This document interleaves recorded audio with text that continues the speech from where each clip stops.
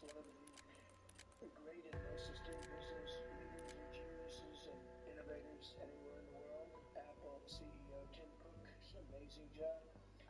Thanks as well to Secretary of the Treasury Scott Bessent and Secretary of Commerce Howard Lutnick for being here, wherever you may be. Oh, there you are. Hello, fellas. I missed you. Today, Apple is announcing they will invest $600 billion. That's with a B. In the United States over the next 4 years. That's $100 million more than they were originally going to invest. And this is the largest investment Apple has ever made in America or anywhere else. And it's just an honor to have you as you know. Apple's been... Sam, we have arrived. Let us put the Sentinel artifact to good use. I trust your approach, and I'm pleased you came along, Sir Mary. Though Playtime's control remains somewhat ineffective.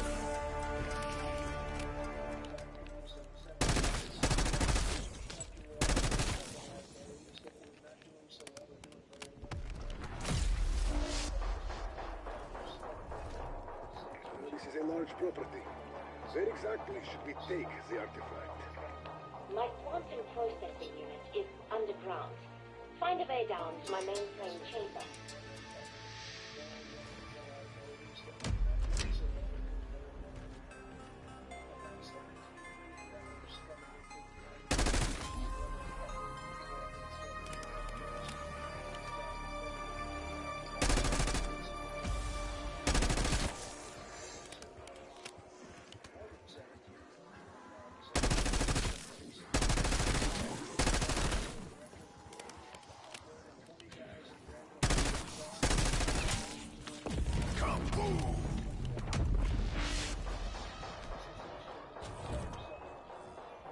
I promise the Sentinel artifact will deliver results, but using it may prove as difficult as it was to obtain. Seriously? I swear, Max has better kiss all our asses when we bring her back from the dark ether.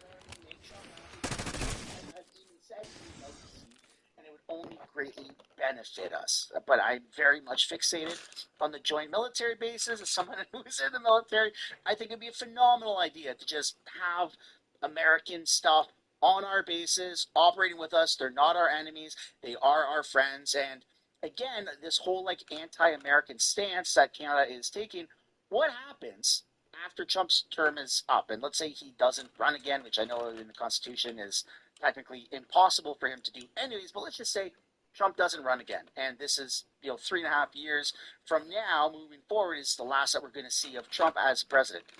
What happens with Canada and American relations? Whether it's a Republican who wins or a Democrat wins, the fear of Trump, poof, just disappears. So are we still going to be anti-American or anti-Trump once we reach that point, or are we going to be more willing to work with America and Americans at that point? Might as well just set down the groundwork now, build that foundation so it's there forever. But again, I'm just an idiot making videos in an RV. Next up, we're taking a look at some good news for a change. You have a Canadian, an Ottawa Valley team strikes canoeing gold at World Championships. So that's kind of neat, I guess. A 17-year-old girl from Almont is spearheading the future of the sport of canoeing for Canada.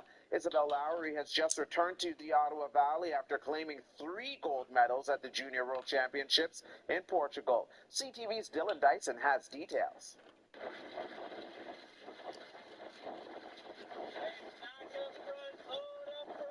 There's something in the water at the Carleton Place Canoe Club. Or rather, on the water.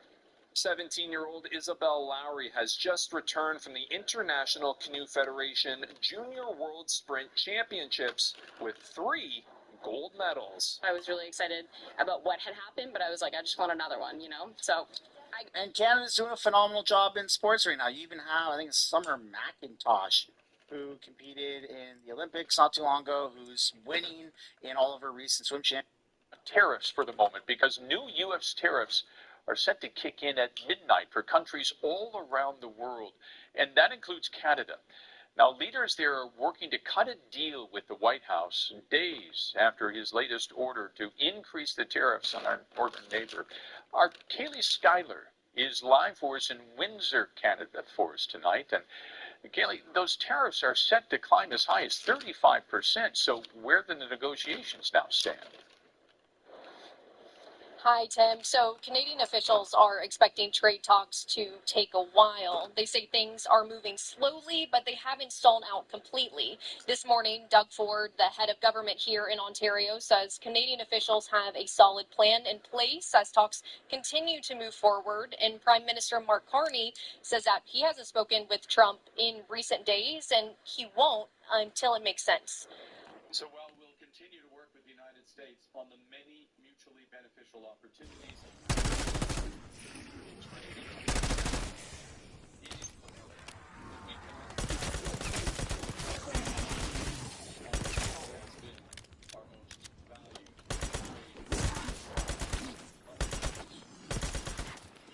Right now, I'm standing in Windsor, which is Detroit, right across the river, and the two economies are tightly connected. On both sides of the border say that their trades are really taking a toll, especially in the auto industry, with tariffs on steel, aluminum, and auto leading to job cuts, work stoppages, and lost sales. Yesterday, Michigan Governor Gretchen Whitmer met with President Trump. She says her state is vulnerable to the extra tax on auto imports from Mexico and Canada. But back here, even with those sectoral tariffs and that 35% rate on some goods, the Canadian side still says no deal is better than a bad one. So I asked the head of Canada's Automotive Parts Manufacturing Association what a good deal could look like. We think a good deal in automotive says the White House needs a tariff on vehicles. It's got one from everybody. You can get one from Canada too. But maybe if those vehicles are USMCA compliant, or they've reached a 50% U.S. content level.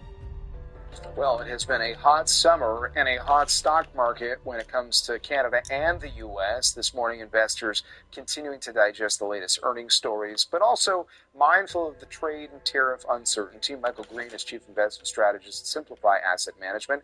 Michael, nice to have you back with us. As you look at the charts for the market right now and couple that with some of the headlines that we continue to digest right now, what stands out to you? well, I think to me the most interesting charts that are actually coming to light are the dollar and the U.S. interest rate market. Both of those have been under pressure, rates under a yield framework, and dollar obviously is pressure coming from the institution of the tariffs and the move out of the dollar. associated with that in February, March. Now we're in an environment and a regime in which some of those flows have exhausted themselves. The money is coming back into the United States to invest in the stock market, and likewise, tariffs are beginning to shorten up the supply of dollars on an international basis. All else equal, that should be supportive of U.S. dollars and very supportive of U.S. interest rates, despite all the hoopla around the loss of Fed independence, etc. I think those are really the key charts that I'm paying the most attention to right now, both of which would suggest some incipient weakness underway. And just for the record, I mean, obviously, since last Friday's weak jobs report in the United States, a lot of people have been ramping up their expectations that the Fed will cut interest rates come September. Where do you land on that right now? I think the Fed will likely cut in September. Unfortunately, I think that the residual seasonality that exists within the CPI baskets, it was unfortunately very thrown off by the dynamics of the pandemic and then the Russian invasion of Ukraine impacting the inflation numbers. That residual seasonality suggests that Q4 and Q1 for the CPI are likely going to be a little bit higher than people expect. That may actually prevent the Fed from following through on what it's now pricing in of at least 3 cuts. All right, and I'll remind our audience that we're going to get a look at the jobs story in Canada later this week, and obviously we'll see what the Bank of Canada itself does in September at its rate decision. Listen, I also wanted to get your perspective, Michael, just on the trade story itself. Every day brings, new complications. You talked about it through the lens of currencies, but what do you think the market is going to? Where do you think the market's going to land on a story which it has felt like, on average, investors have discounted just because of what has happened post-Liberation Day?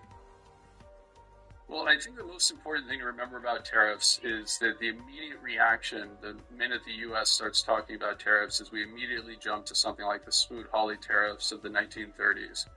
The positioning of the United States is so radically different versus what it was in the late 1920s and early 1930s when it was the exporter to the world, that to think about tariffs in the same framework, I think, is deeply, deeply misplaced. And so there was an initial reaction in markets where discretionary portfolio managers or discretionary sovereign wealth fund managers made a choice to repatriate funds that supported currencies other than the dollar. It also pressured U.S. assets somewhat more than others.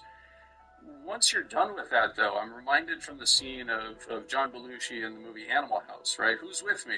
Well, the answer is nobody, right? Nobody's going to follow through on that. At the end of the day, you need those dollars to conduct business in order to sell to the United States, etc. And for all the hoopla around how offended the rest of the world was, look how quickly the Swiss Prime Minister hopped onto a plane to fly to the United States to address, abusive tariff threats. So the simple reality is the world needs dollars. Tariffs make less of them available. There's a lot of excitement around that initially, and then at the end of the day, the U.S. is not trying to sell stuff to the rest of the world. We're simply taxing others for entry into our markets.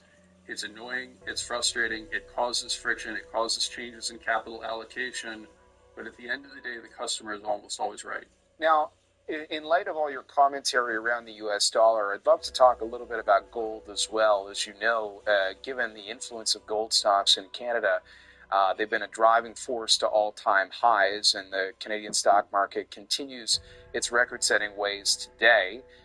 In light of the fact that probably over the last few years we've had a few storylines tied to gold, but one of them has been governments, countries that have been looking to shift their U.S. dollar dependence towards something else, has been seen as a helping hand for gold. How do you feel about the outlook for gold? Well, I think that there's a couple of factors on gold. I think the most important one is the one you just hit, which is in June of 22, the United States government decided to treat treasuries as if they were an asset that could be taken from other sovereign entities if they do something we don't like. And so the decision to confiscate Russia's reserves had a very notable impact, particularly on China, which began to diversify its holdings and its incremental flow in particular towards gold. That is one of the confusing components of it. It looks like the U.S. is trying to depreciate the dollar. The simple reality is that because we import so much from China, if they're not reinvesting it in U.S. dollars, That means effectively they're selling US dollars and buying gold with it. Once again, the institution of tariffs reduces the quantity of those dollars that are becoming available. Interestingly enough, I think China is beginning to struggle with that. And the last thing I would emphasize is that because there has been a dispute, a contrary asset to gold in the form of things like Bitcoin, et cetera, and to my knowledge, Canada's deposits of Bitcoin in the Laurentian Shield are quite low. The reality is that the move in gold was somewhat suppressed by the availability of non-dollar alternatives. And so I think all of those factors are now actually coalescing into that period of dollar strength that I was highlighting before.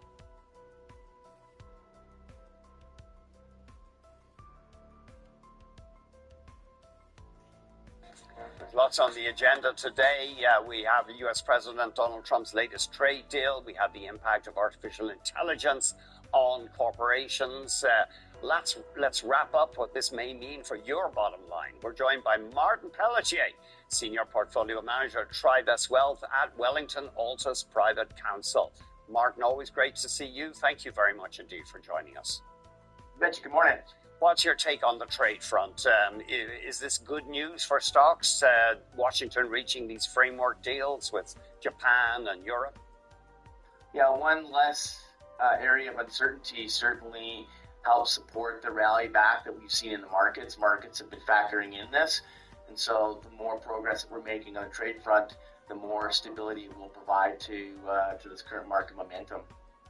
We've seen maybe you'll put up a one-year chart for the S&P 500. We've seen a lack of volatility over the past few weeks, but we did see that, although the market, day-to-day volatility, although the market's been going up to record highs. We did see that violent swing, though, didn't we, earlier this year amid fears of a trade war?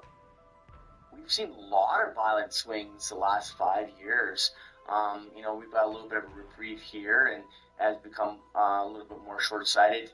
We tend to forget what's happened more recently, but you're right. Earlier in the year, we had S&P and NASDAQ 25 to 35% off their highs and then rocketing back. 2022, the S&P dropped 25%, NASDAQ 33%. 2020, we saw a 30% drop in weeks in COVID. In 2018, we saw a Fed tightening and a correction there. So we in the S&P, it's been a lot of ups and downs, absolutely. What is your take right now? We're moving into a time, something of a doldrums for the market, particularly September and October can be dangerous. I don't know how much time you devote to seasonal factors, Martin, but is there a risk the market goes sideways or even down in the next few months? Absolutely. So I want to provide some context. I'm getting a little bit of flack for being too bearish per se in social media and such. I'm a risk manager, and so I'm always identifying levels of risk in the market. There's two ways, I call it the cost of entry, two ways of playing this. One is to be buying the dips and averaging in on as we're seeing market corrections, and that's worked out well. But for those who are retired or nearing retirement, seeing those kinds of swings that we've seen in the last 5 years can be really hard to weather. So let's just say you're retired and your portfolio went from $1 million down to, 600,000 or 700,000. That's a lot to stomach. And so, can we see those kinds of drawdowns in the fall when typically we do see that seasonality play out? Absolutely. Now, there's a lot of momentum in the market right now. There's a lot of liquidity. Financial conditions are now as loose as they were when rates were near zero, and Trump is trying to force the Fed to lower interest rates, which is probably going to continue to fuel markets higher. But at the same time, you have a equity risk premium at the lowest level in decades, and 10 stocks that make up 40% of the S&P 500. And so if you're a risk taker, buying the dips here, and maybe we get that weakness in fall, and if you're not and you want to protect your portfolio, just be a little careful out there and don't get caught in the FOMO. Is it important that the Fed cuts interest rates? If they don't, could the market be in trouble? Yeah, the market's factoring in that liquidity and lower rates. I personally think that the Fed should not cut interest rates. If you look at levels of unemployment, look at earnings. 83% of the companies in the S&P so far beating earning expectations. Now, it's not stellar because it's at the lowest growth rate since the fourth quarter of 2023, but it's still ahead of the 5-year average and 10-year average. Revenue is still okay. You've got a trade deal here, and you're not seeing the U.S. consumer respond yet to the higher costs that are being transposed into the economy. We could see inflation if these tariffs continue in the near term, and so taking a cautious approach and keeping some dry powder. If the U.S. enters into a recession for whatever means, and that certainly can happen, it's nice to have the ability to cut rates instead of cutting them ahead of time. Yeah, keeping the old powder dry. You say you're not a bear, but you do have a certain number of conservative customers clients who don't want to lose money. And so what are you telling them right now? Well, just don't get caught in the market euphoria that we're experiencing right now. At the same time, we're also saying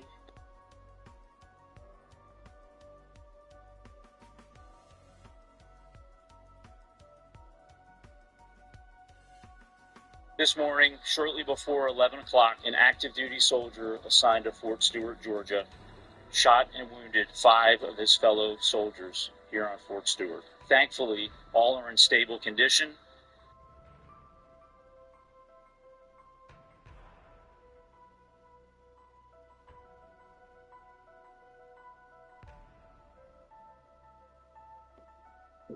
The big storm on the horizon, 2025.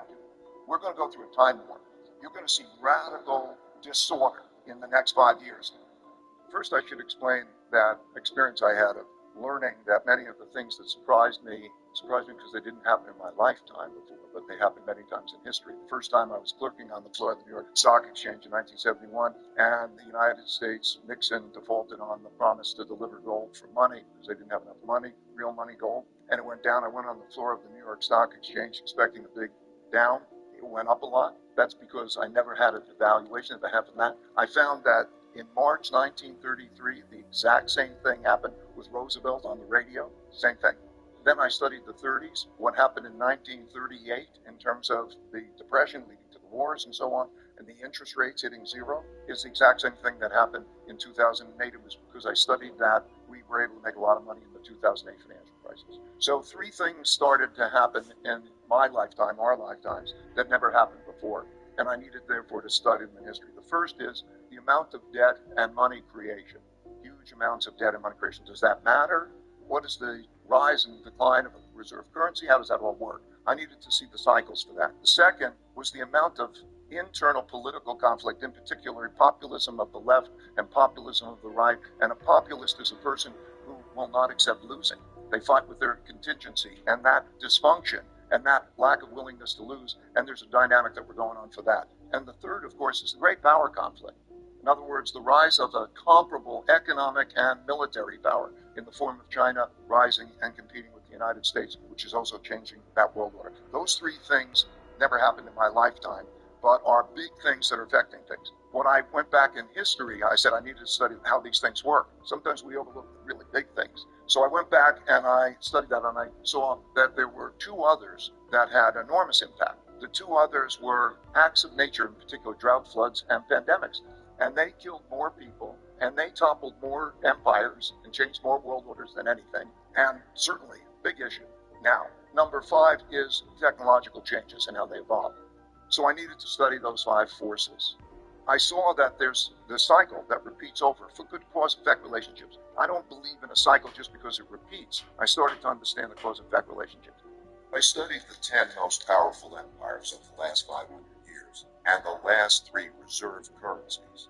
It took me through the rise and decline of the Dutch Empire and the guilder, the British Empire and the pound, the rise and early decline in the United States Empire and the dollar, and the decline and rise of the Chinese Empire and its currencies, along with their significant conflicts, as measured in this chart. Because looking at all these measures at once can be confusing, I'll focus on the 4 most important ones: the Dutch, British, US, and Chinese. As you can see, they transpired in overlapping cycles that lasted about 250 years, with 10 to 20-year transition periods between them. Typically, these transitions have been periods of great conflict because leading powers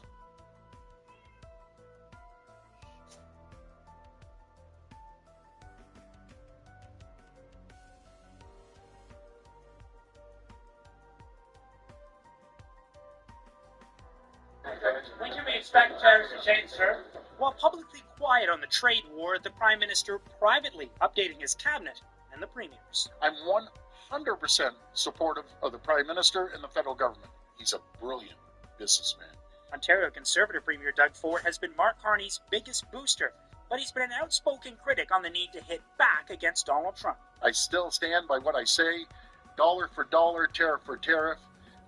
They understand strength, not weakness. In a recent Angus Reid poll, 59% of Canadians supported Ford's call for more tariffs, which have brought in $2.4 billion in revenue for Ottawa in April and May alone, a 179% increase from the previous year.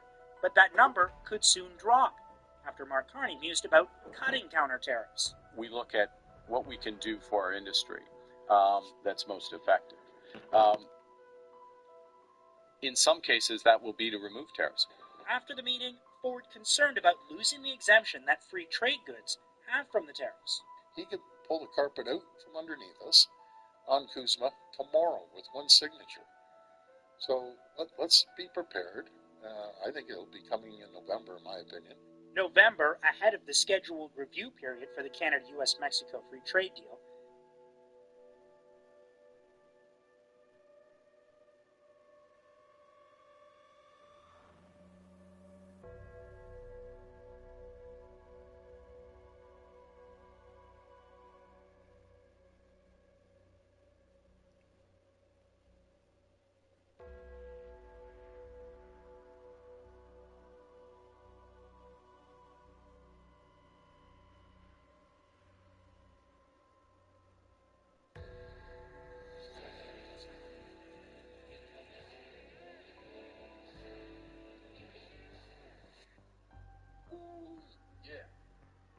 What's going on, ladies and gentlemen? Welcome back to The Fringe. We talked on a video the other day about how Mark Carney essentially wants tariffs in Canada. He favors them, even though he goes around the province talking about, or not the province, he goes around the country, sorry, my mistake, talking about, you know, elbows up, and he's going to open up trade barriers, and he's going to get all these wonderful projects going that will unleash Canada's economic potential, yada, yada, yada. Again, it's all talk, no movement. We've seen nothing gets done.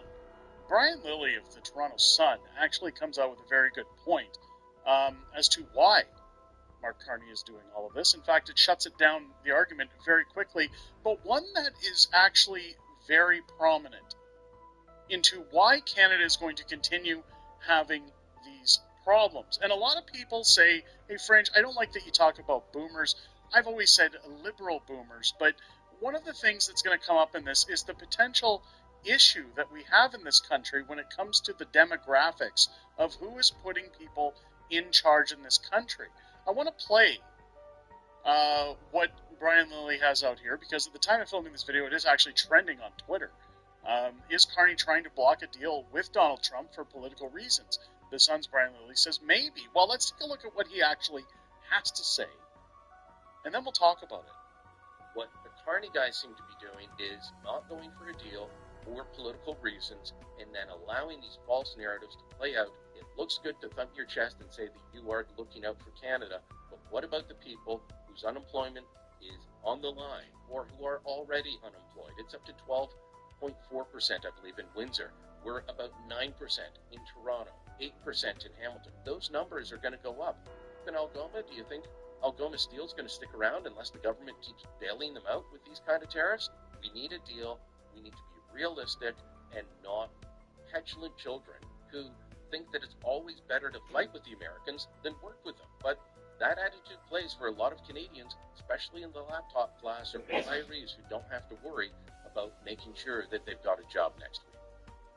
So he kind of nails it right there as to why we're going to continue seeing this problem in Canada. In fact, many people saying, well, with Pierre Poilievre and his by-election going on, what happens when he comes back? How does he fight against Mark Carney? How does he convince Canada that he's worth running the Prime Minister's job in the next federal election. Many statistics have pointed towards the fact that if an election were held today, Mark Carney would actually seize a majority government. And one thing that people aren't talking about that we're going to get into is this article from the National Post that Mark Carney is pleasing old people and basically nobody else. Omit over 65 age demographic, and his poll numbers and approval ratings plummet. Keep in mind, now, I know people who live in Ontario, I can already feel you typing in the comments. People get mad when I say Southern Ontario, mainly Toronto, is responsible for who runs this country. It's their fault as to why Mark Carney is in power. What you have to take is the actual fact that in terms of the per capita regions in this country, the majority of the vote that matters in terms of who runs the country is from a portion of Quebec and then a portion of Southern Ontario, including Toronto. Not all Southern Ontario. I'm not saying everybody who lives there is bad.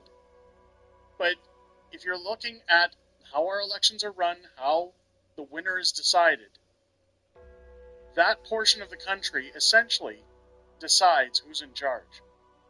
When you think about people like the Brantford Boomer putting up his middle fingers and saying, yeah, we're going for Carney, it's exactly what Brian Lilly was talking about, that those who are in the older generation don't have to worry about what their jobs are going for next week. It's one of the main things that Pierre Poilievre went for on his campaign trail, saying that I'm going to make houses more affordable for the younger generation to get in, for them to move out of their parents' basements. And we're going to make it more affordable for people to get groceries. We're going to cut red tape on building new homes. We're going to axe taxes, everything else. Keep in mind that those in the 55 plus age demographic who already have their homes, who already have the majority of their mortgages paid down, who have retirement savings put away, statistically would not have to worry, especially those voting in the areas that gave Mark Carney his mandate, don't have to worry as much as those in their 20s, those in their 30s.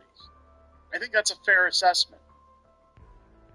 What you're going to see here, if you go back to videos that we've shown on this channel, even of Rebel News hanging out in Nepean, asking people, why are you voting for Mark Carney? I think everybody can remember the one gentleman who said, well, I have shares in Brookfield, so I hope that those go up. I think Mark Carney is the best guy to handle Donald Trump. This article really paints a picture as to what's going on and why Canada's not going to change. And in fact, this does nothing more than prove and push the narrative that I keep saying as to why the West is finished, why they've said, we're out of here. I think every province in the country should be saying they're out at this point. 3 months after the federal election, Prime Minister Mark Carney remains smack dab in the middle of his honeymoon period. An approval rating of 61%. Satisfaction with the government is at highs not even seen since the first term of Trudeau. Keep that in mind. Much of that vanishes, though, if you omit the one demographic that is always like Mark Carney the most, seniors. Again, I know there's senior viewers on this channel. We're not talking about you guys. We're talking about senior Liberal voters. Ledger poll from last month showed that while Carney would easily win a majority government in the new election, this was due mostly entirely to his widely outside support among voters 55 and over.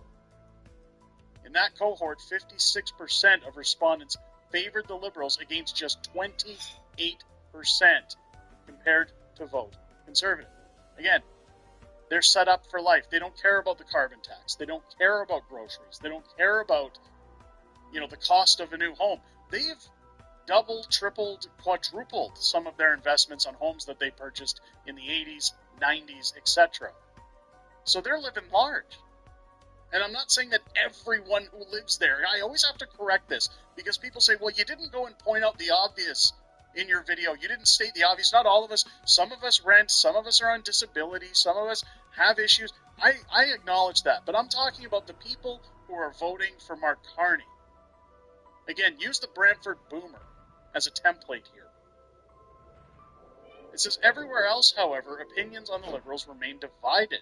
Among respondents aged 18 to 34, the parties were at a virtual tie, 43% Liberal, 42% to the Conservative, which is more likely, again, of those of social justice warriors versus those with common sense. For those aged 35 to 54, it was a 41% Liberal, 40 Conservative. Again, almost a dead heat.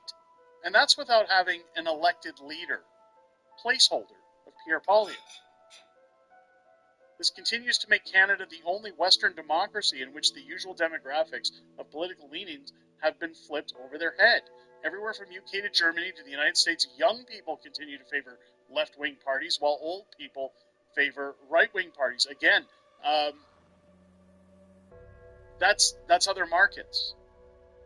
Canada and the United States, or Canada, sorry, typically votes Conservative, while the older population wants Liberal. In recent Australian general elections held a week after Canada's, the left-wing Labour Party won a surprise victory by sweeping constituencies disproportionately populated by younger voters.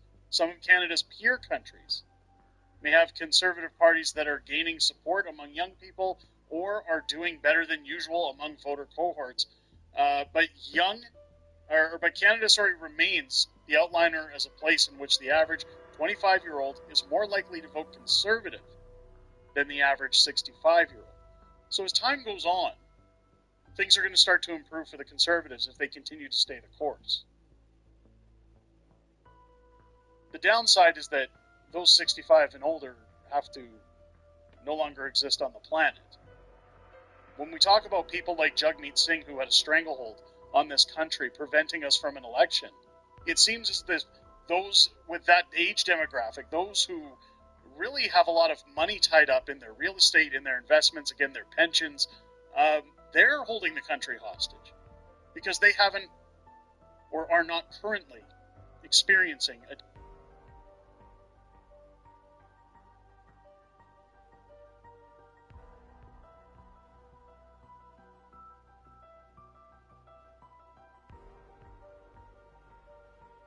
So why are you scrambling to purchase ships here at the last minute when we should have known for decades creating Canadian jobs instead of waiting at the last minute to use it as an excuse so we can go buy them on the cheap from the People's Republic of China, creating jobs in that country instead of our own? It's getting more and more embarrassing every single day. Welcome back to Moose on Loose. My name's David. Today we got Mark Carney's team down in Mexico trying to make a deal with Mexico. Mexico says, no, go away. We don't want to make a deal with you. We got Doug Ford licking Carney's boots again. It's a pitiful display. And we got conservative Aaron Gunn absolutely blasting Gregor Robertson in committee. It's a beautiful thing. Let's jump into this. Starting this one off, we got a little update on fake conservative Tim Houston's plan to ban people from going into nature. If you didn't see the previous video, he banned people from going into the woods in Nova Scotia. This is not a joke. So Table saw posting this a loophole for property owners. He's showing here, whenever deemed necessary for the protection of the woods, ministry may at any time by proclamation set aside a period of time restricted travel in any wooded area. No person shall enter. So what he's found here, though, subsection 1-2, it says, does not apply to the owner or occupier of woods or the servants, agents, etc. So if you own the land, it looks like you can go into the forest. But I would check on that. Don't take my word on it, because it seems like he wants to charge people $25,000 for going into the woods. He needs to be thrown out of office. Really, he should be going to jail for imposing such a thing. This is disgraceful. I mean, look at this. So according to the Grok, what Tim Houston has done here, his ban on people entering the woods, is the second most strict land use law in the history of human civilization, surpassed only by this M word here, I'm not going to say, for using the King of England's hunting grounds in 1200 AD. The King of England's hunting grounds back in 1200 AD was the most strict land use law, and the second most strict is Tim Houston banning people from walking in the woods. It's funny, I was thinking of a way people could get away with going into the woods, and all they'd have to do is have a certain flag, maybe a face covering, and then you got a guy saying it right here. I'm sure the Chips and Hummus crowd would get a pass, though. I'm sure they would too.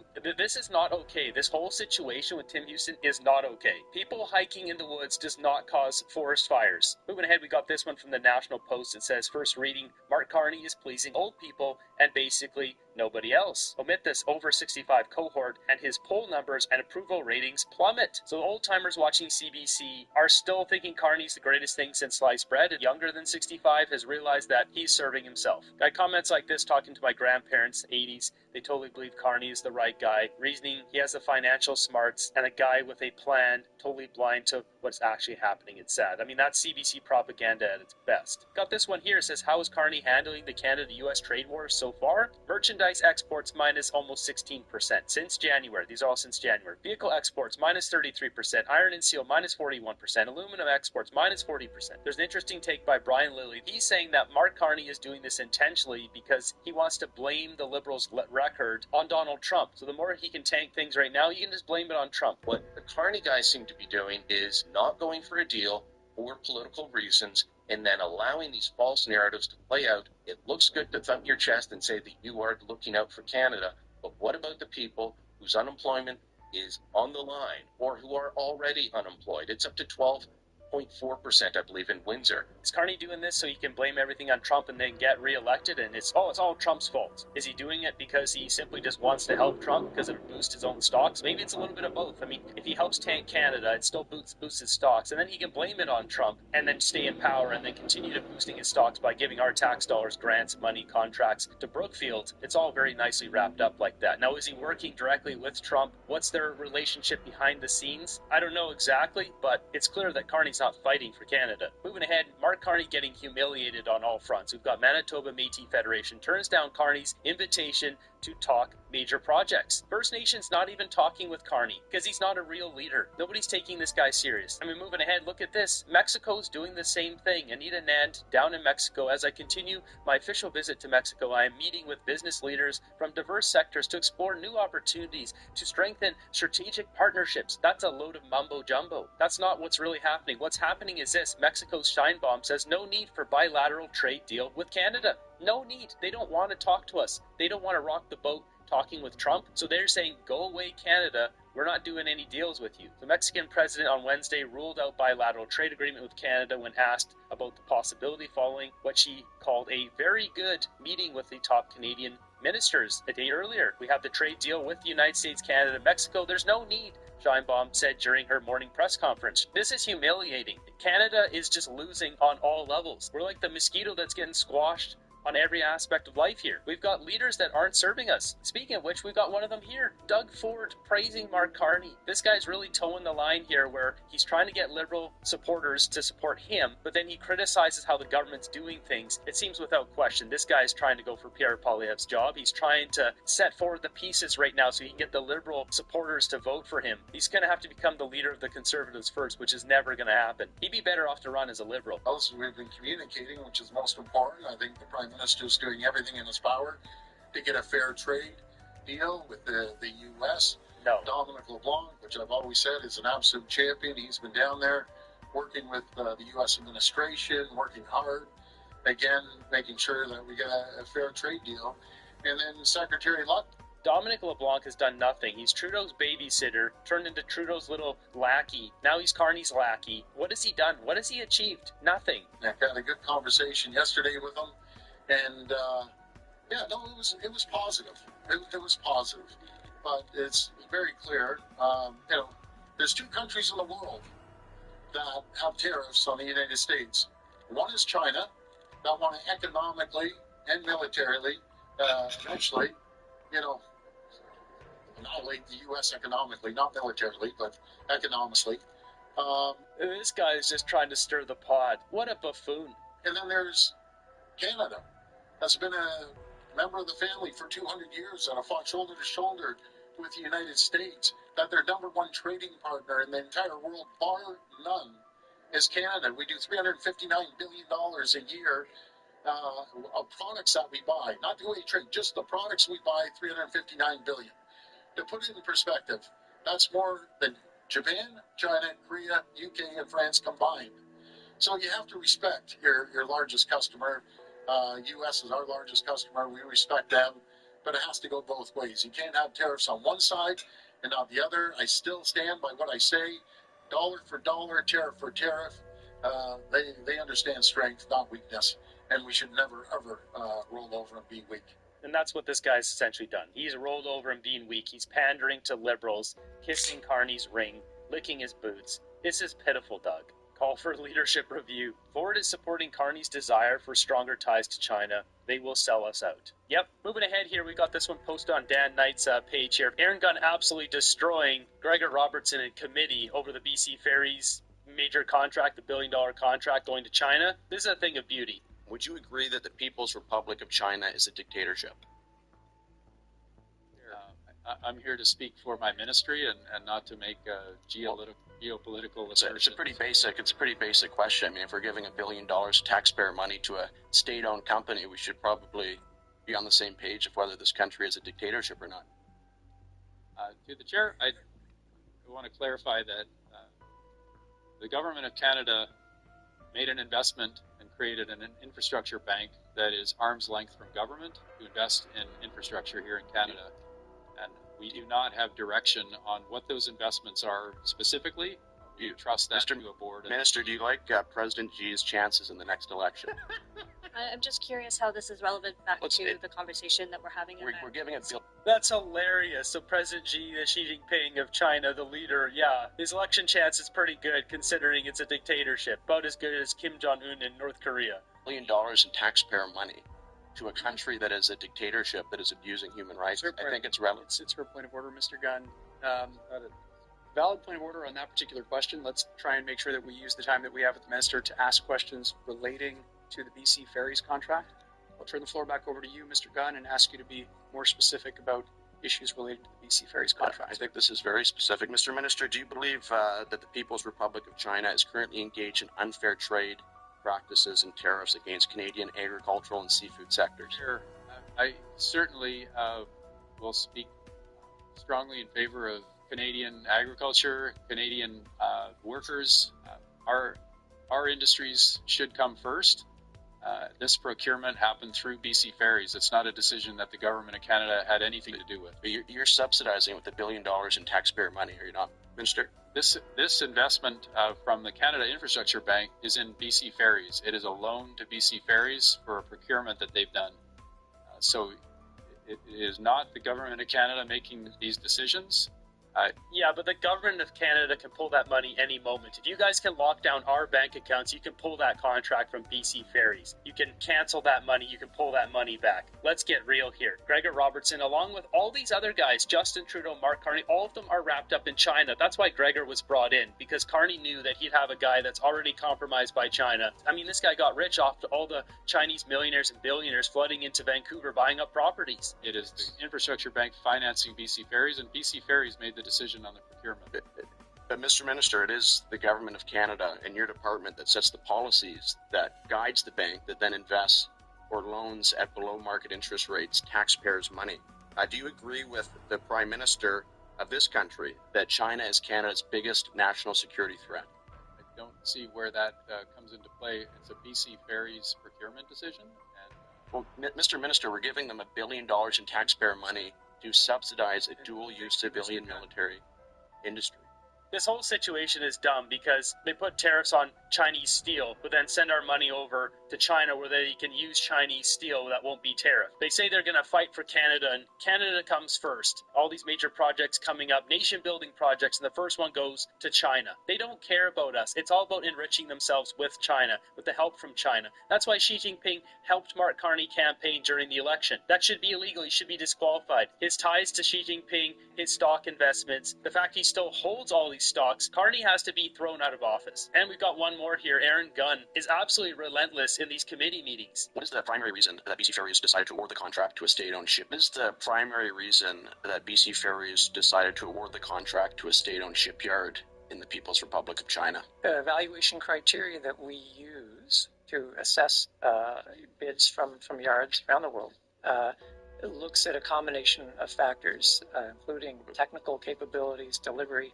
timelines, safety, commitment to quality, and also cost. So we use a combination of criteria to assess what is going to be the yard that can deliver the best value for British Columbians, and I hope that answers. Do you think are the shipbuilding workers in the People's Republic of China better than the shipbuilding workers here in Canada? Chair, what I'd say is the yard that we selected met very high standards for. Higher than the ones here in Canada? They met the same standards that we would apply to any yard, Chair, from any part of the world. So to clarify, do the state-owned companies that employ these workers in China follow the same safety, labor, and environmental regulations as private companies and unions here in Canada? That's checkmate. He knows full well that they don't. Chair, what I can say, based on this particular procurement, is that... It's kind of a yes or no question. Chair, again, I'll try to answer the question. What I can say is that we assessed every yard against the same sets of standards for quality, safety, environmental standards, and this yard met the high bar that we set for ourselves, whether we're working domestically or internationally. Do shipyards in the People's Republic of China pay their workers the same as the shipyards here in Canada? Chair, I think the member would have to ask the shipyards themselves. It's a pretty easy question, I think. The likely answer is no. I think so. So would you acknowledge that we are essentially bankrolling the offshoring of critical shipbuilding jobs to an adversarial regime because they're willing to pay their workers less and have them work in worse and lower environmental and labor conditions? What I'd say, Chair, is that we settled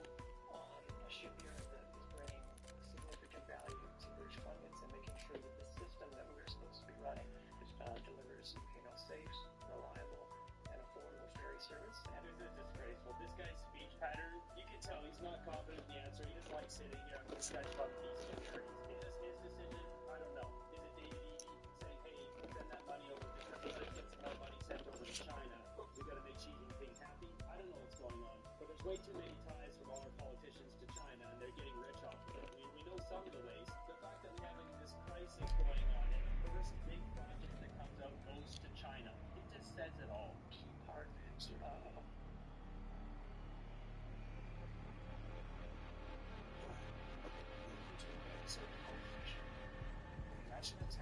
I see you have arrived safely in West Virginia. Is your payload secure? You mean the so-called Sentinel artifact? Yes. The miracle remains to be seen.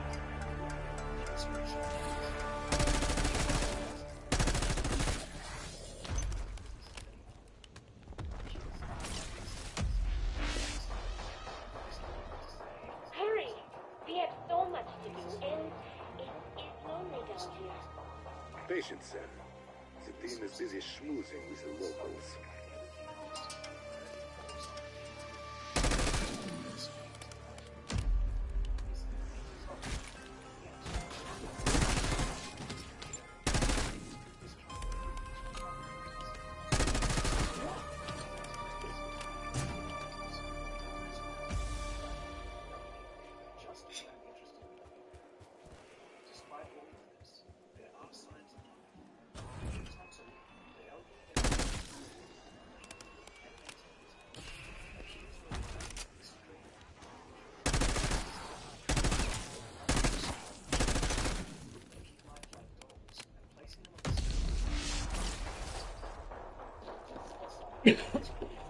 I had every confidence you would recover the Sentinel artifact. Therefore, I am also certain you will be able to charge it up. Come. I knew it would not be as simple as merely delivering the cursed thing.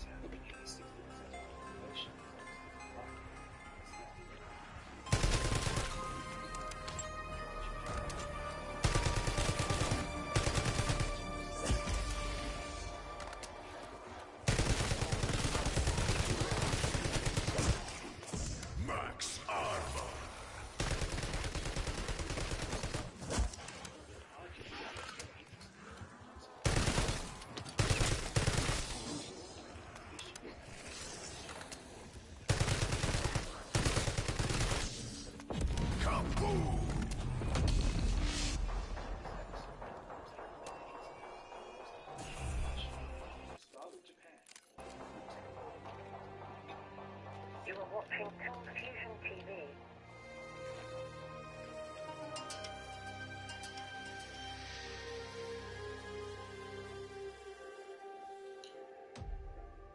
To give you a picture, Japan's population is projected to shrink rapidly. Japan's current population, which is about 123 million, is predicted to halve by the end of the century. Think about that. The people who first showed evidence on the land 38,000 years ago will have their population cut in half by the end of this century. Over in the West, it's heading that way too. Some millennials are saying, plants are the new pets. Pets are the new kids. And kids are a pipe dream. And it might sound funny until you realize that it's not a joke. A 2021 survey found that over 60% of Gen Z and young millennials in the US prefer plants and pets over kids. And fair enough, it's a personal decision. But the thing is, when this sentiment is society-wide, the effects add up. The result is something known as the demographic cliff, a point where, within a generation, the number of new births plummet.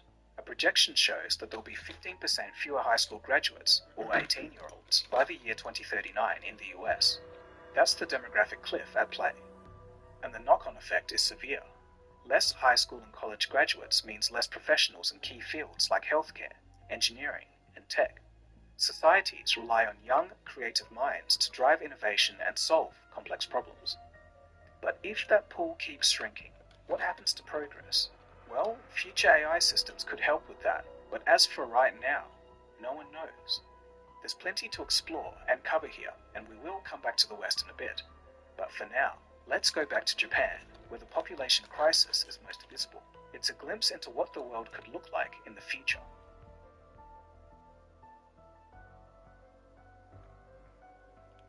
The two Japanese towns that I described in the intro of this video aren't outliers.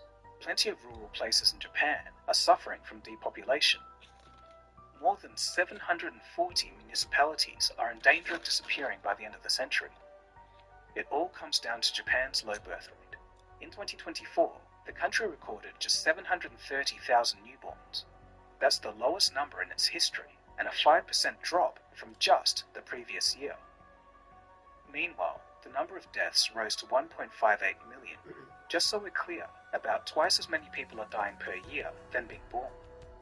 Japan's birth rate now sits at 1.2, far below the 2.1 needed to maintain a stable population.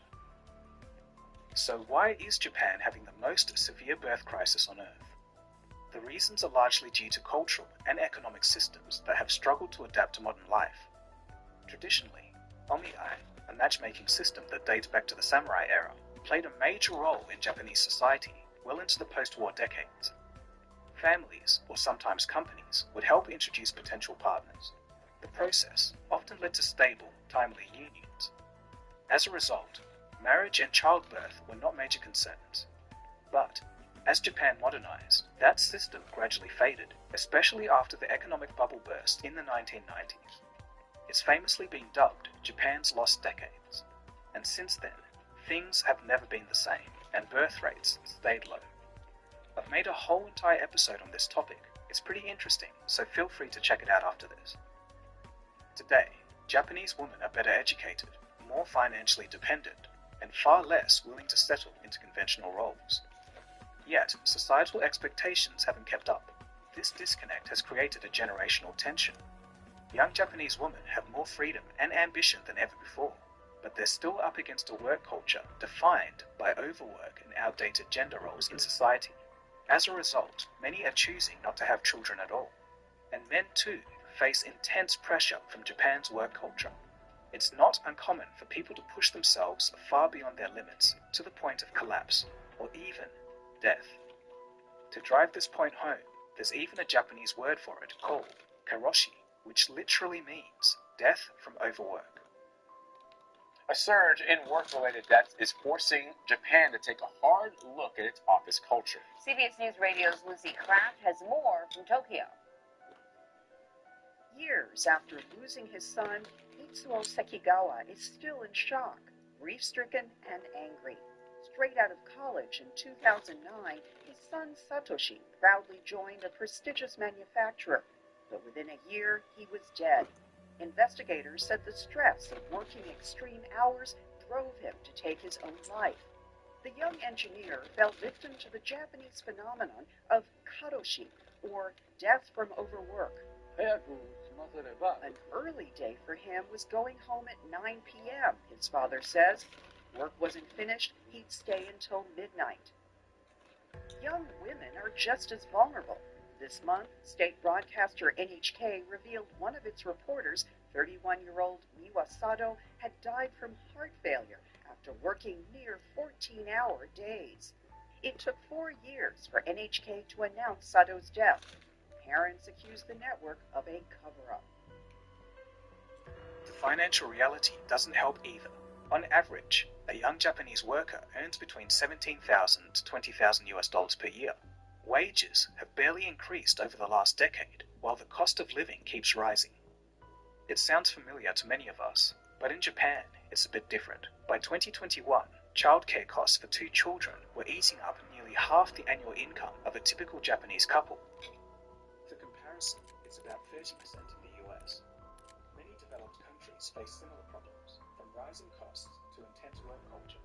But in Japan, these challenges are compounded by rigid social expectations, and that's why family, to many, feels more like a sacrifice. To add to the issue, the younger generations are adopting alternative lifestyles and redefining relationships. Imagine being married to a hologram character. Akihiko is a Japanese man who is famously married to an anime hologram character. 奥様になるから一人なんだけど、ちゃんと The trend called Ohitori-sama, or doing things on your own, is on the rise in Japan's fast-paced workaholic I see you have arrived safely in West Virginia. Your payload is yours. If you mean the so-called fake news, yes. In the spirit of extreme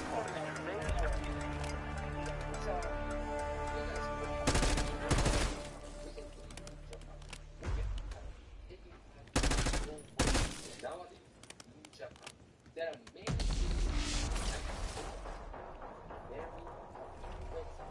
Enter the manor house and descend to the mainframe chamber. Time for us to meet face to face. If you have a sense of smell, go ahead and switch it off. None of us have seen a shower in weeks.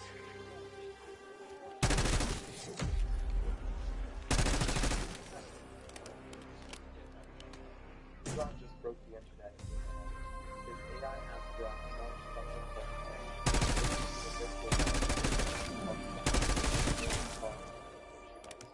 hit level 5 and she unlocked the door code.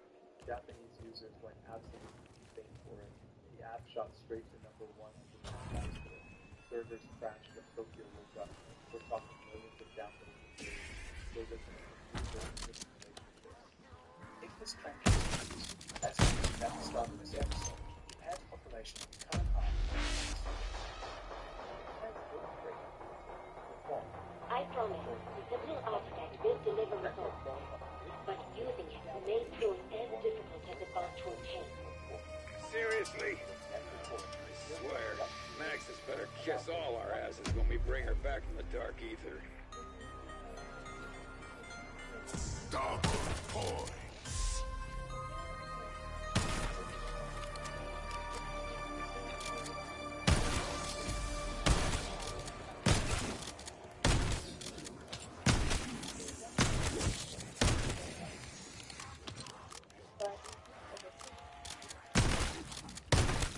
More pressing concern is the age distribution. With people over 65, some 40% of the population over 70. To really understand how dramatic this shift is, take a look at Japan's population growth from 1980 to the forecast through to 2100. The changes are just one. There wasn't the health pyramid shape we get with but by 2050, the demographic distribution is basically upside down. This kind of thing faces Bonus point. population.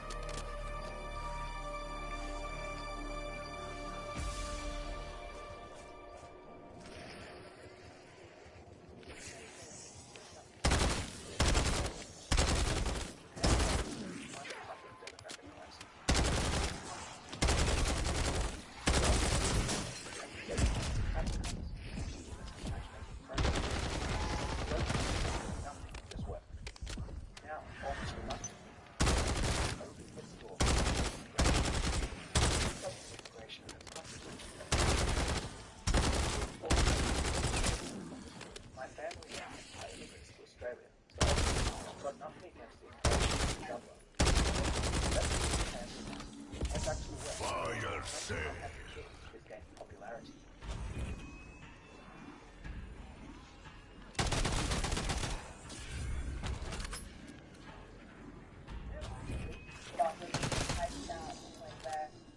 I can't afford it. I work a full-time job, and I also work part-time. I also do just to pay it so I can afford it. Guess what, guys? And like hanging out with your friends, do you not want to socialize anymore? Tear them to pieces.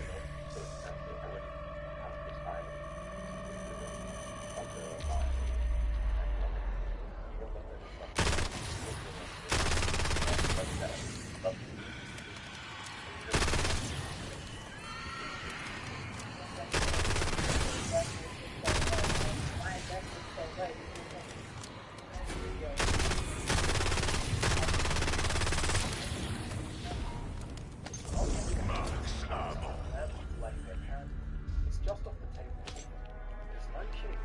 They're just too expensive. Whether it's Tokyo or Toronto, Seoul, Sydney, or San Francisco, young people in most developed nations are feeling the same way. For some, it's a lifestyle choice, where a tiny kid is anti-natalist. But for most, starting a family is economically rich, multiplying the spread of nutrition,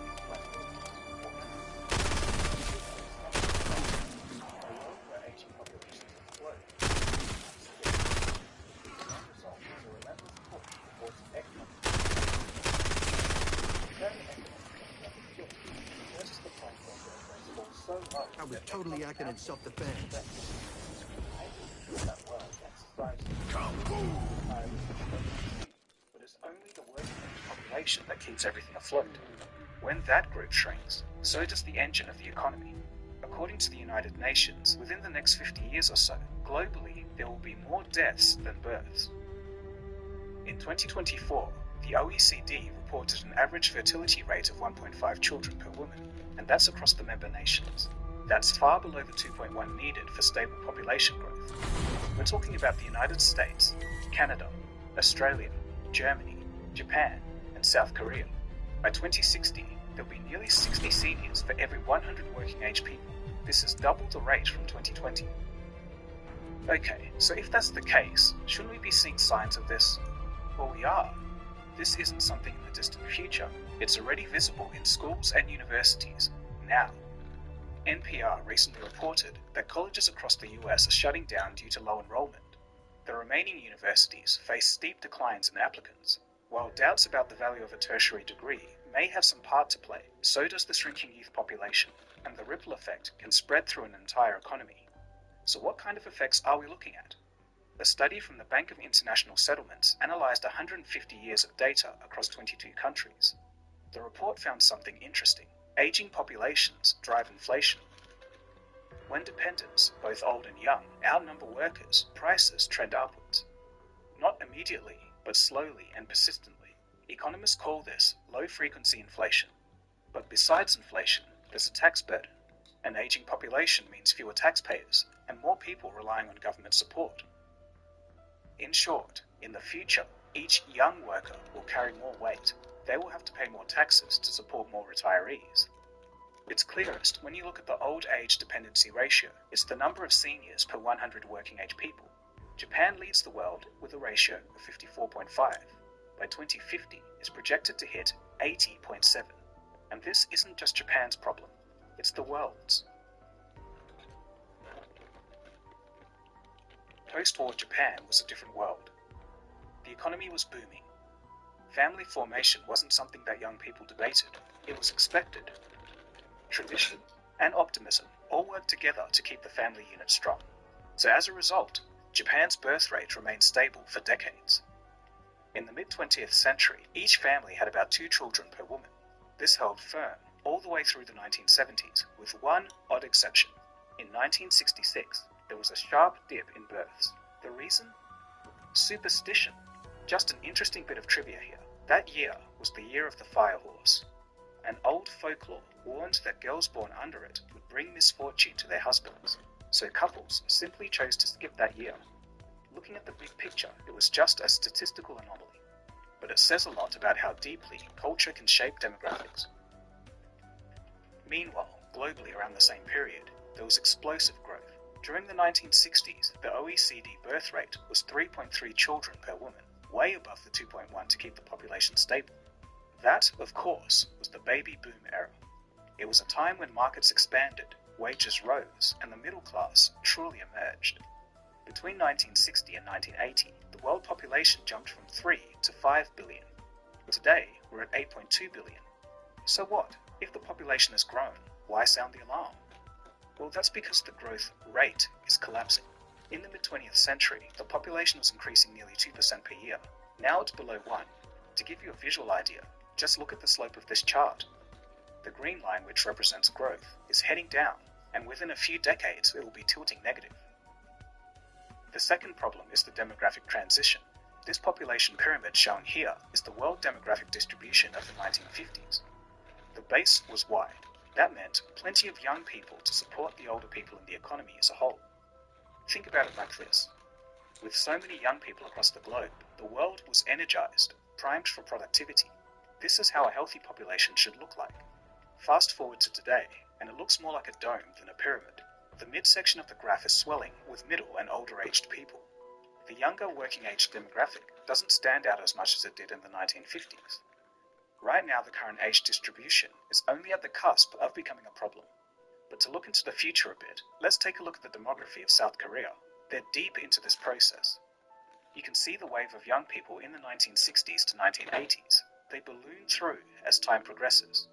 But then suddenly, the young begin to disappear around the year 2000. And that's not a coincidence. Many of the reasons behind South Korea's low fertility rate tend to mirror what we've already seen in Japan. The rising cost of living, expensive housing in cities like Seoul, intense academic pressure, long working hours. We're not meeting to talk about the Epstein situation.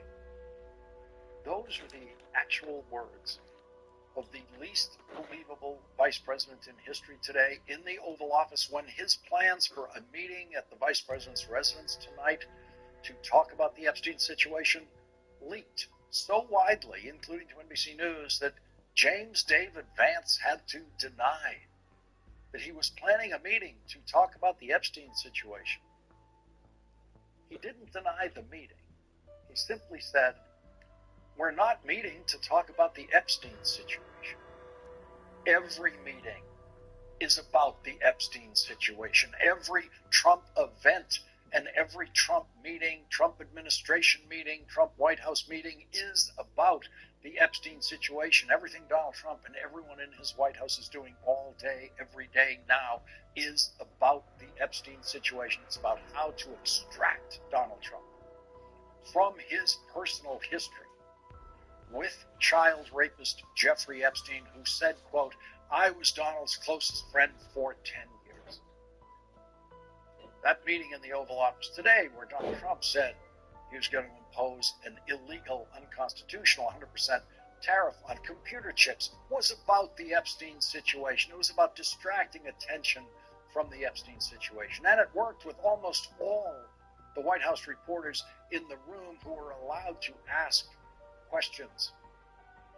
33 questions were allowed from the White House press corps in that room. Exactly 4 of them were about the Epstein situation. Actually, 2 questions, each with a follow-up, which is really 2 questions about the Trump situation, because there is no Epstein situation. Jeffrey Epstein is dead, and as long as Donald Trump is alive, Donald Trump should face questions and suspicions about his relationship with Jeffrey Epstein. And the White House press corps should unite in its pursuit of answers to those questions. But the current White House press corps has no idea how to do that. The current White House press corps is mostly lost. And so each time Donald Trump was asked about Jeffrey Epstein today, the next reporter asking a question immediately changed the subject, which is exactly what Donald Trump wanted that reporter to do, exactly what Donald Trump is counting on from those reporters. We have never had a more reliably weak White House press corps when presenting questions to a President of the United States.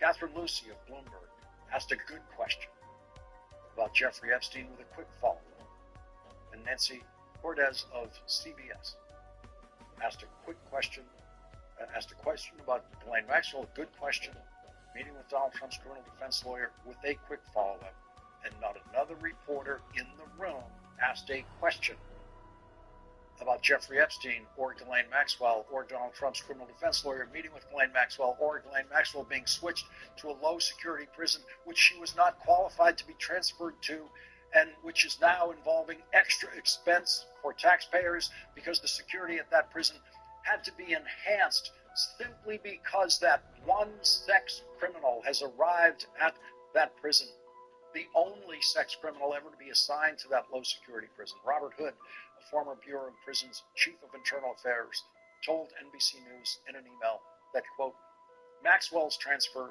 to the camp in Bryan is a travesty of justice. To relocate a sex offender serving 20 years to a country club setting is offensive to victims and others serving similar crimes, wrote Hood. 28 questions by the White House press corps today were not about that, had nothing to do with that. And not one of those 28 questions got an answer from Donald Trump that illuminated anything. Not one of the 28 questions got an answer from Donald Trump that was real in any sense. Every one of those 28 questions got a flow of nonsensical gibberish from Donald Trump that included lies, and so the White House press corps is failing before our eyes. Every chance they get to question Donald Trump, every time they fail to pursue the only president in history who had a best friend for 10 years who was raping children nearly every day of those 10 years. Donald Trump's own Justice Department, which he now owns and operates, has said that Jeffrey Epstein raped over 1,000 victims. 1,000. More than 1,000. They don't know how many. They don't know how many thousands of children Jeffrey Epstein may have raped. And most of the White House press corps does not care. Nothing can make them care. Most of the White House press corps has no idea what any of those victims of Jeffrey Epstein and Ghislaine Maxwell have said under oath about what happened to them. We are watching the worst president in history manipulate the worst White House press corps in history every day. But not Catherine Lacey, not Nancy Cortez, not today.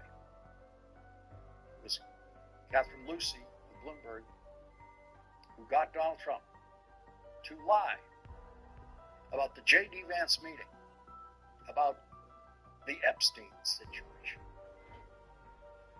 Is President Vance hosting a gathering this evening to talk about how to respond to the Epstein situation? Is he working on what? He's hosting some kind of gathering of top advisors this evening to talk about how to respond to the Epstein situation. I don't know. I could ask you that question. Donald Trump knows. That was Donald Trump lying. Everyone in that room knows that Donald Trump was lying when he said he doesn't know if his vice president was having a meeting about him. The other reporters in that room did not care that Donald Trump just lied to their faces and laughed at them, saying, I don't know, I could ask you that question. These are the same White House reporters, many of them, who screamed at Joe Biden in unison about the same subject when they believed their job was to attack him. And when they teamed up to attack Joe Biden's White House press secretary, Karine Jean-Pierre, they conducted coordinated, screaming attacks on her. Donald Trump stands there and lies to their faces and insults them and laughs at them, and they accept it. Here's the rest of what Donald Trump said in response to Catherine Lucy. I don't know. I could ask you that question. I don't know of it, but I think here's the man right here. I saw it reported today, and it's completely fake news. We're not meeting to talk about the Epstein situation, and I think the reporter who reported it needs to get better sources. Look, the whole thing is a hoax. It's put out by the Democrats because we've had the most successful 6 months in the history of our country, and that's just a way of trying to divert attention to something that's total bullshit. Okay? They're used to it now. They are completely beaten down. The White House press corps hears the President of the United States in the Oval Office use profanity, and they have absolutely no reaction to it whatsoever. The first president in history to do that. And he now does it repeatedly, especially about this subject, the Epstein situation, which is really the Trump situation, is what pushes Donald Trump to use that word and use it repeatedly. Donald Trump brings his deviancy into the Oval Office and flashes it for all to see and hear, his vulgarity, his profanity. Most of us use profanity, but most of us know when it's inappropriate. We don't use words like that in church. We don't use words like that with children. We don't use words like that here on this program. And children have been listening admiringly to presidents of the United States since the invention of radio. And children have only heard one president in history descend into the puddle of profanity that Donald Trump routinely uses. Senator Daniel Patrick Moynihan used to use the phrase defining deviancy down to describe what Donald Trump has done to presidential conduct and presidential language. Donald Trump has defined the deviancy down to his personal deviancy. And the entire Republican Party supporting Donald Trump has succumbed to Donald Trump's deviancy. His deviancy includes repeatedly giving his best wishes to sex criminal child rapist Ghislaine Maxwell. He said, "I wish her well," when he was asked about her while she was in jail awaiting trial. The trial where she was convicted. Donald Trump was a friend of Ghislaine Maxwell, and apparently he's behaving as if he still is. And now every meeting at the White House is about how to get Donald Trump out of the photograph that we have of Donald Trump right here with Ghislaine Maxwell, taken in the year 2000, when she was Jeffrey Epstein's girlfriend, when she was Jeffrey Epstein's criminal co-conspirator in raping children, when she personally was participating in the rape of children with Jeffrey Epstein. That's Donald Trump, sitting beside her in what we know was the prime of her criminal conduct and raping of children. Donald Trump has always boasted about the best people. He knows the best people. He says he hires the best people. He says he's especially perceptive about people. And there he is, sitting beside a sex criminal, and now insisting that he had no idea. He had no idea what kind of person she was. And today, insisting that he has no idea what his vice president is doing about him. Donald Trump chose his vice president knowing that the vice president has the power to invoke the 25th Amendment, along with a majority of the cabinet, against Donald Trump, to remove Donald Trump from the powers of the presidency. And so one of the requirements about being Donald Trump's vice president is that you must never have a meeting about Donald Trump that Donald Trump doesn't know about. And so Donald Trump told his idiotic lie today, saying, "I don't know." Is the vice president having a meeting about you? Answer, I don't know. Nancy Cortez of CBS asked about Donald Trump's criminal defense lawyer, who is now the Deputy Attorney General, meeting with Donald Trump's old friend in that photograph, Ghislaine Maxwell. Have you been briefed on what Ghislaine Maxwell told Todd Blanche? No, I haven't. Do you know whether it came up in the I know conversation? Todd is a very respected person all over the country, all over the world legally, so I don't know. I don't know. That's a lie. Donald Trump was briefed by Todd Blanche and by his Attorney General about how many times Donald Trump's name appears in the Epstein files, that they searched specifically for his name. They put thousands of FBI agents on the case, studying the Epstein files, looking for Donald Trump's name. And then they went to the Oval Office, that same room where Donald Trump lied today, to brief Donald Trump on that. And only after that was Todd Blanche sent to Florida to speak to a convicted federal prisoner who has never spoken to a federal investigator before and never testified at her criminal trial and never denied raping children at her sentencing hearing when she did speak, pleading for a light sentence. Nancy Cortez wisely asked, "So you don't know whether you came up in the conversation?" And Donald Trump said, "I don't know." Donald Trump's criminal defense lawyer, who has never been replaced as Donald Trump's criminal defense lawyer, and presumably would immediately revert to Donald Trump's personal criminal defense lawyer as soon as Donald Trump needs one again, went to speak with Ghislaine Maxwell. And Donald Trump is claiming today that he doesn't know whether his personal criminal defense lawyer asked Ghislaine Maxwell about him, or if Ghislaine Maxwell said anything about him. Some press reports already indicate, naming sources who are aware of what was discussed, that Ghislaine Maxwell said nothing that could be harmful to Donald Trump. That's already public information, and it is obvious information. It is the only reason for Donald Trump's criminal defense lawyer to go to talk to Ghislaine Maxwell. His mission there was to try to extricate Donald Trump from his own personal history of friendships with two sex criminals, Jeffrey Epstein and Ghislaine Maxwell. The family of one of Ghislaine Maxwell and Jeffrey Epstein's victims issued a statement about the vice president's meeting.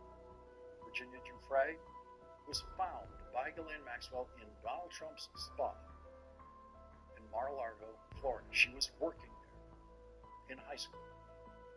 As soon as Ghislaine Maxwell saw her, she began planning to drag that high school student into the hell that awaited her at Jeffrey Epstein's house, and she did just that. Virginia Giuffre spoke of the years and years of nightmares and distrust that she suffered after what Ghislaine Maxwell and Jeffrey Epstein did to her. Virginia Giuffre never found her balance again and took her own life just 4 months ago. Today, her family issued this statement. We understand that Vice President J.D. Vance will hold a strategy session this evening at his residence with administration officials. Missing from this group is, of course, any survivor of the vicious crimes of convicted perjurer and sex trafficker Ghislaine Maxwell and Jeffrey Epstein. Their voices must be heard above all. We reiterate that Ghislaine Maxwell should have remained in a maximum security prison and does not deserve the luxuries currently afforded her. The White House reporters who changed the subject for Donald Trump both times, Jeffrey Epstein and Ghislaine Maxwell, came up in the questioning today, could have asked a question about that statement by Virginia Giuffre's family. Why aren't the voices of the victims being heard at J.D. Vance's meeting about the Epstein situation? That would have been a good follow-up question to the two good questions that were asked today. But the rest of the White House reporters wasted their opportunities to question Donald Trump exactly as he expected them to do. Donald Trump said the magic word today about the Epstein situation. He said it's a hoax. That's the magic word that Donald Trump has been using for years, since it was exposed that Russia was helping the Trump campaign in 2016. And that is what Russia did. That is what Vladimir Putin did. They worked on one side of the presidential campaign to help one candidate and hurt the other, and that is what the Mueller investigation found and proved. And Donald Trump has been calling that a hoax ever since, and that has always been proven true. That is really what happened, but he calls it a hoax. And Donald Trump calling it a hoax worked. It worked with most of his followers. Donald Trump believes the word hoax is like a drug that he can administer to his followers so that they will then swallow anything else that he says after that word hoax. And it hasn't worked yet with every Republican member of the House of Representatives when it comes to Jeffrey Epstein and Ghislaine Maxwell. Some of them still want to know what's in the Epstein files, and some of them will get repeated opportunities to make that clear in votes in the House of Representatives. Our first guest tonight has just introduced a resolution in in the House of Representatives opposing a Trump pardon for Ghislaine Maxwell or a Trump reduction in sentence for Ghislaine Maxwell. The resolution, quote, affirms that Ghislaine Maxwell's conviction and sentencing were more than warranted by the facts, and any receipt of a pardon, commutation, or other form of clemency by Ghislaine Maxwell would deny survivors the justice they deserve and formally opposes the granting of a pardon, commutation, or other form of clemency to Ghislaine Maxwell.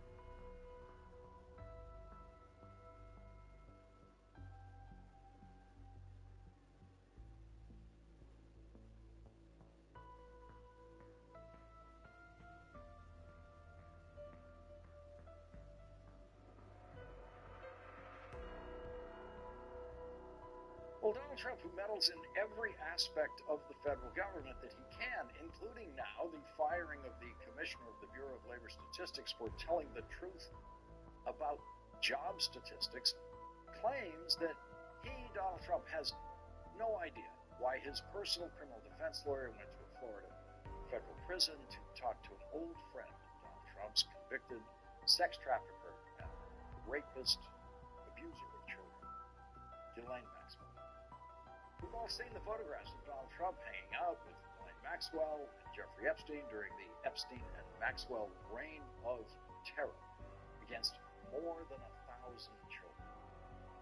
Donald Trump just now has no idea why his former criminal defense lawyer, who he installed as the number 2 at the Justice Department, became the very first deputy attorney general in history to go to a prison to interview a convicted sex trafficker who the President of the United States personally wishes well. Donald Trump has said repeatedly, I wish her well.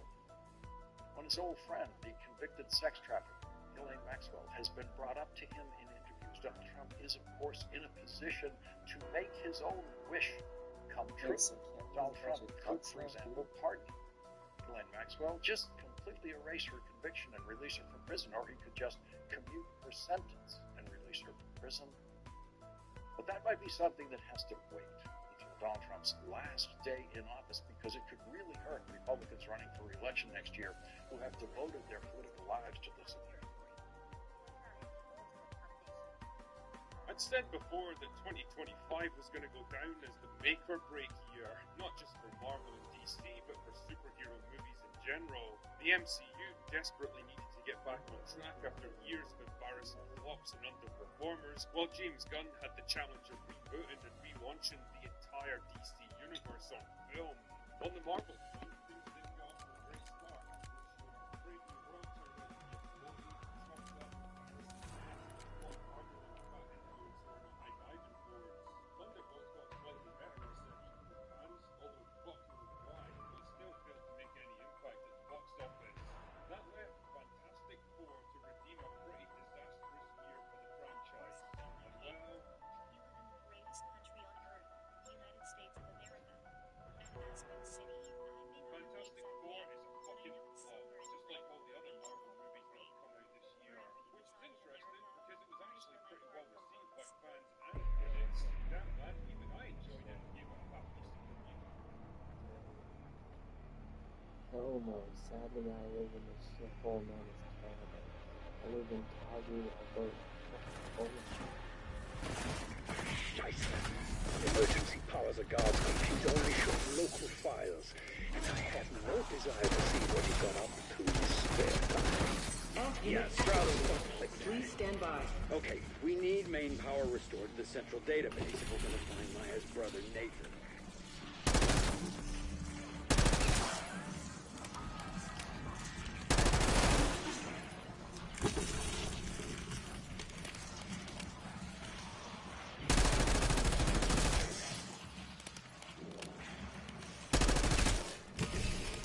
Unit energized.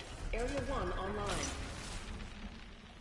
Sehr good, but more power is needed.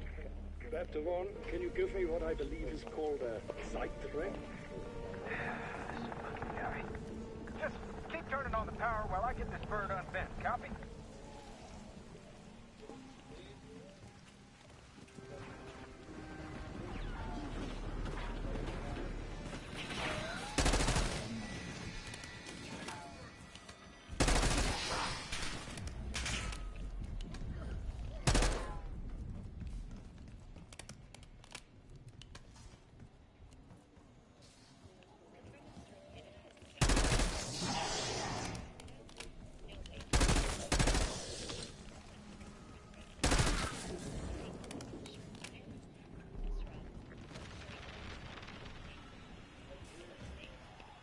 Strauss, any idea why a dimensional fucking breach happened right after I set your sorry asses free? I would rather not speculate beyond saying that every plan involving you tends to turn to excrement.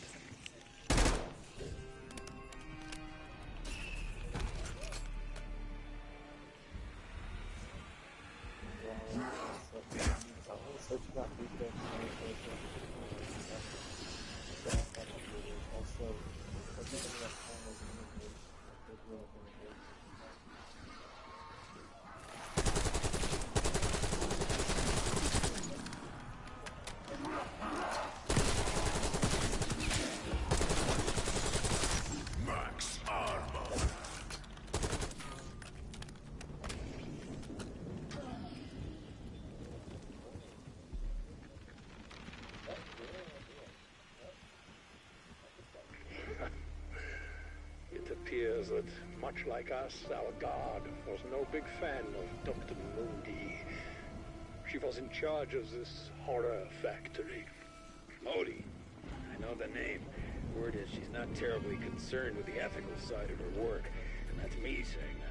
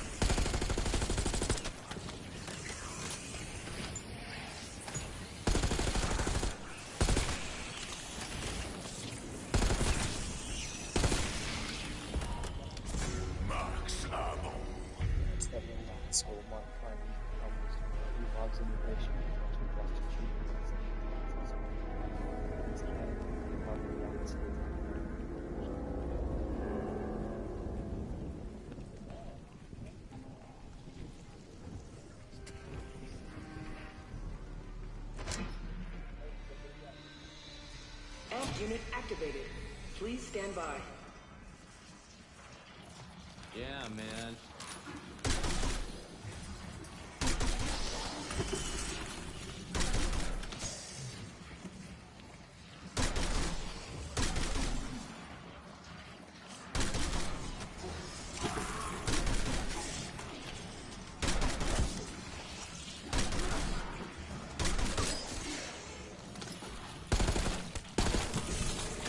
Unit energized. Area 2 online. Good work. Dr. Moldy recovered the inversion warheads. No, she can't have my warheads. Correct. They aren't your warheads. Technically, they are Dr. Moldy's. I was totally acting in self-defense.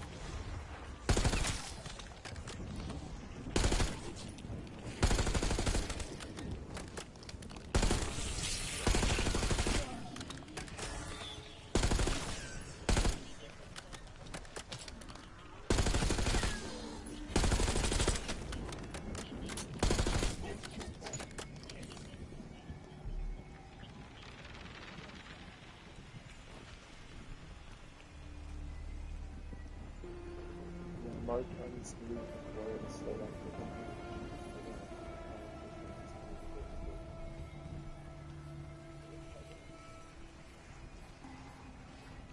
Insta-kill.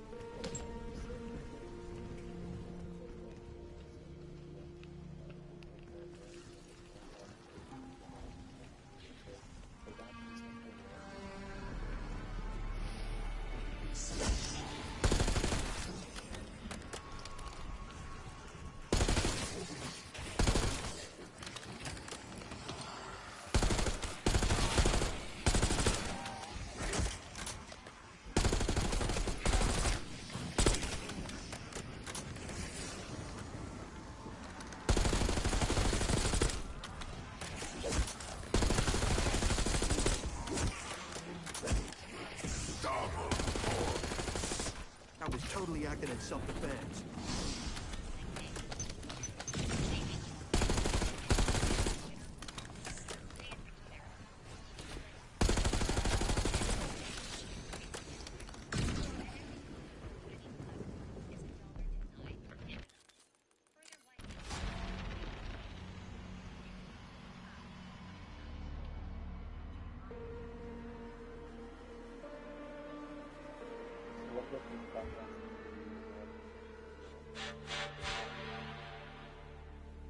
It had a reasonably good opening weekend and solid word of mouth, so why did it fall down harder than Rachel Ziegler's career? Well, dear viewer, Dr. Ziegler is here with a big old batch of pills.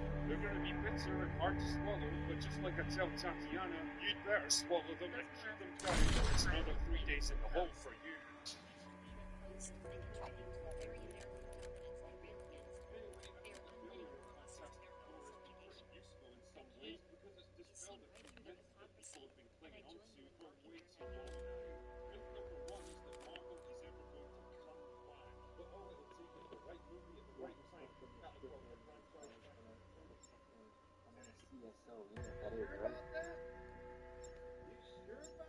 Well, here's a reality check for you. That is never going to happen.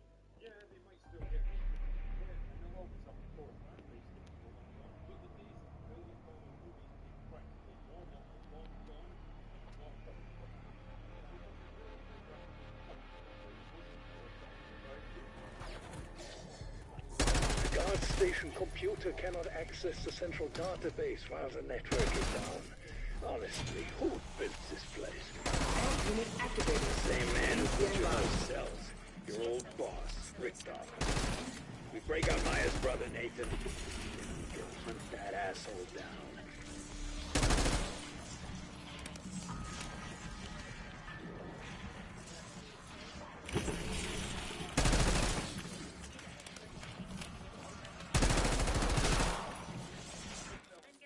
thinking that they can just keep expanding. No, a CSO, conditional sentence order, some bullshit.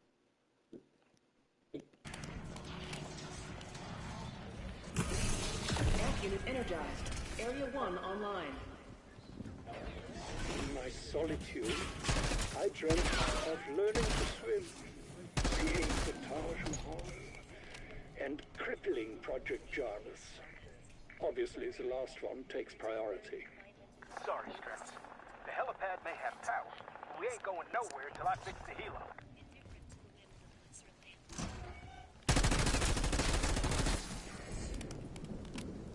Yeah, you'll never guess the reason why I'm on this bullshit. Let me try to guess. You're gonna get it wrong, guaranteed.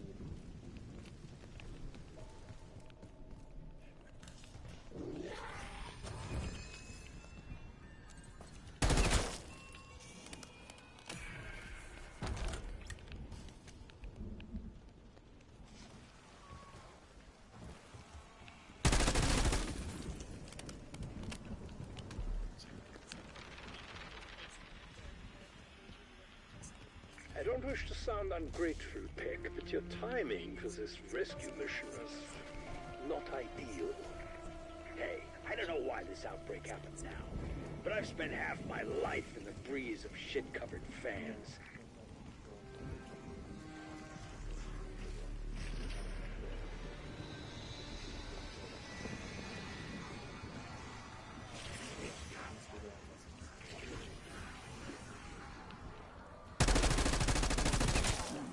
I was totally acting in self-defense.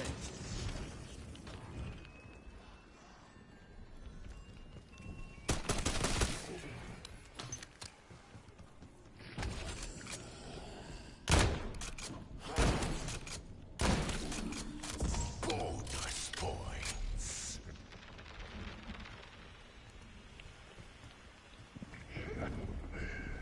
It appears that, much like us, our guard was no big fan of Dr. Moody. She was in charge of this horror factory. Odie. I know the name. Word is she's not terribly concerned with the ethical side of her work, and that's me.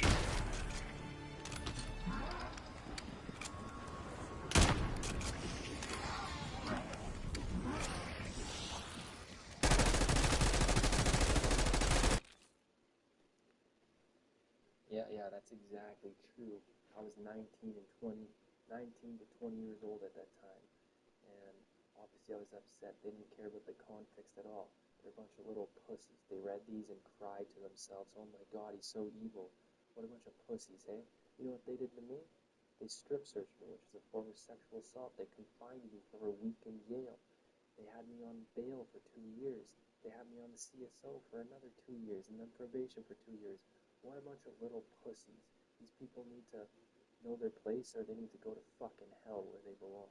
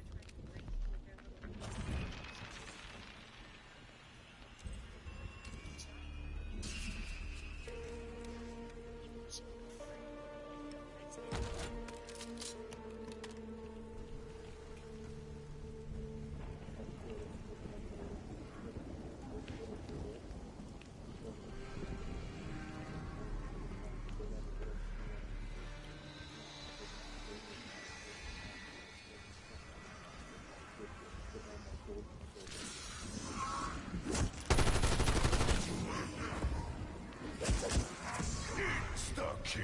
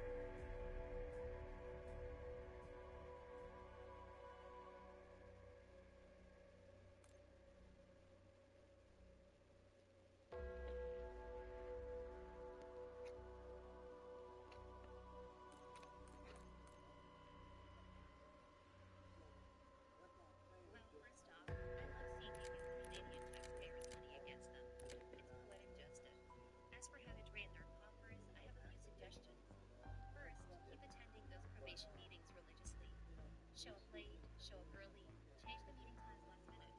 Make the bureaucrats scramble to accommodate you. Second, if you have that to your preferences, do so frequently. Or eliminate records, reassign paperworkers, and waste resources to track them down. Finally, exploit their obsession with paperwork. File grievances, appeal decisions, and flood their offices with requests for documentation. My king, your persistence will wear them thin. Well, I moved from Lethbridge to Calgary like 2 months ago, and then I had to change all that shit up. So did that cost some extra money? Welcome to Colton Hall. I trust your journey was uneventful? Well, I almost reached Beck's mouth shut. Otherwise, duh. I only hope it was worth dragging the Sentinel artifact halfway around the globe.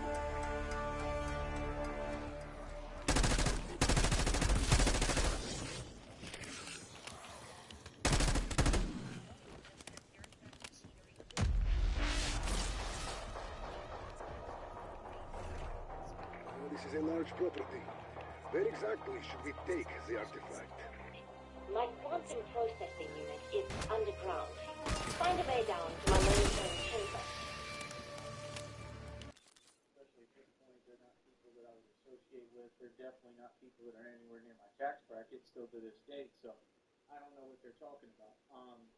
And just every time they speak, it's nonsense. It's projection. So I just want to tell you, honey, that for me, like I said, I mean, it wouldn't matter what the deal was, but just understand, these people, they're the ones who keep harping. They keep talking to me when I don't want to talk to them. Those people are, agents of Satan. And they keep saying things, and they're talking about you, Christina, and trying to put doubt in saying you're wrong with that. And I don't just understand.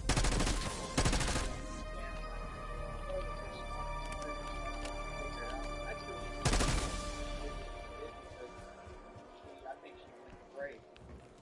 That's just what I think. I know Christina pretty well, and I think she's going to.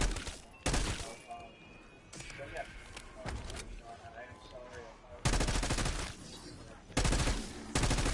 That's all. Max armor.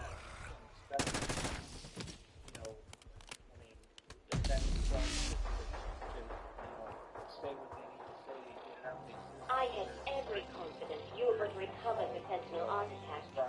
Therefore, I am also certain you will be able to charge it up. God. I knew it would not be as simple as merely delivering the gusset thing. So, like I said,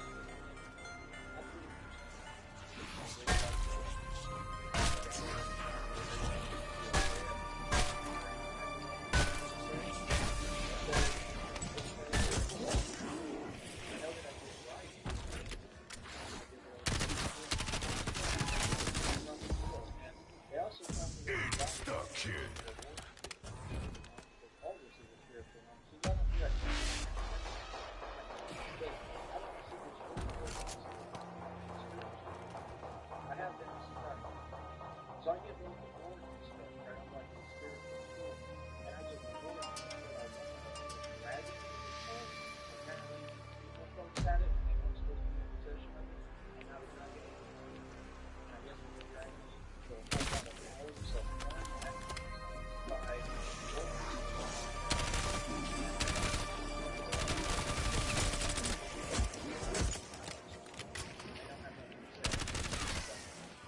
said that, so you couldn't see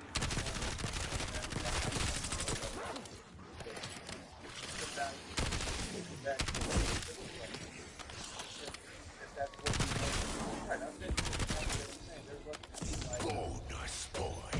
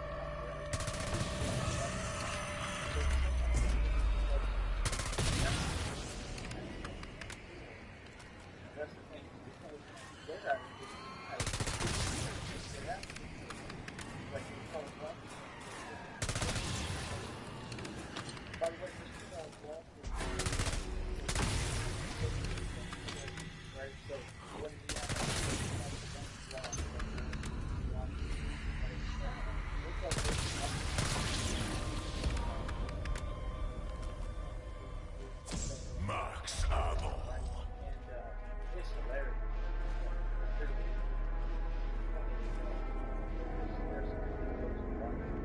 Yeah, he's been named, so he gets it.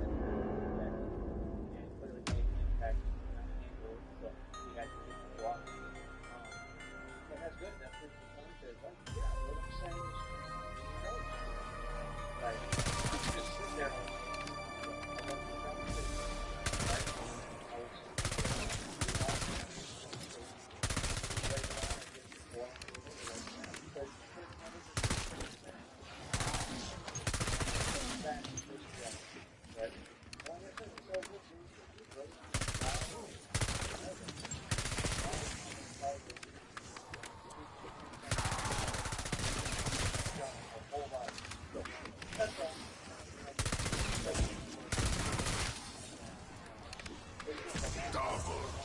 I was totally acting in self-defense.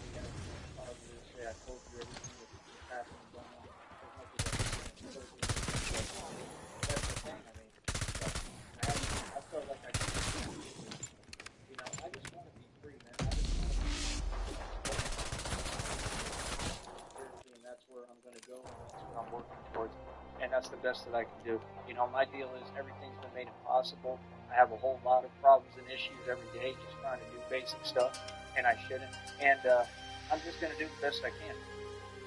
That's all God asks of us, and that's all I can do. You know, but that's my whole thing. It's just the frustration involved with trying to get to where I know I deserve to be, and I'm trying to get you with me and have the life I need. But I mean, I understand, like, it's not in my control, it's in God's hands. And, you know, they said that Jesus literally saved my life, and you know, everything is in God's hands for me, and God is going to take care of me. So basically, that's all I'm doing. You know what I mean?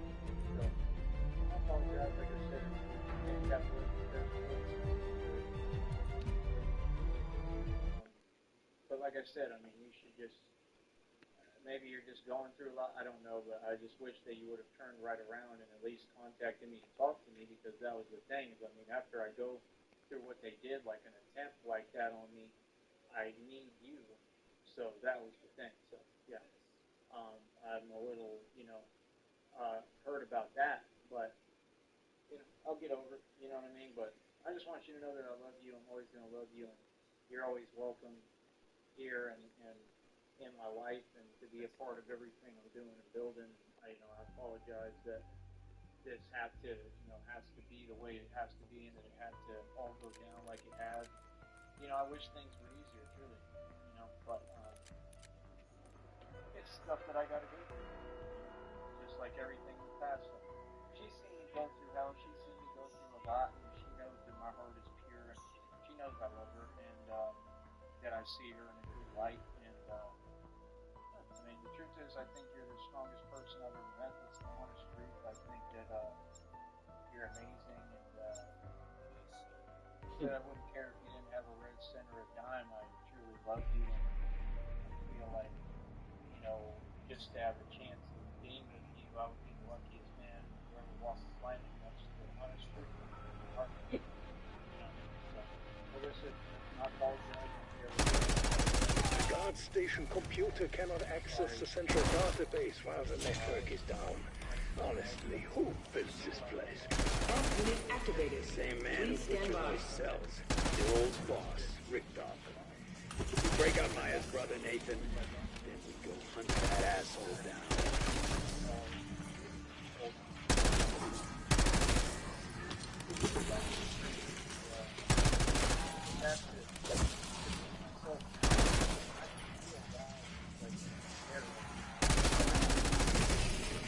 Unit energized. Area 1 online. So good, but more power is needed. Dr. Vaughn, can you give me what I believe is called a sight ring? Just keep turning on the power while I get this bird unbent. Copy? Got it.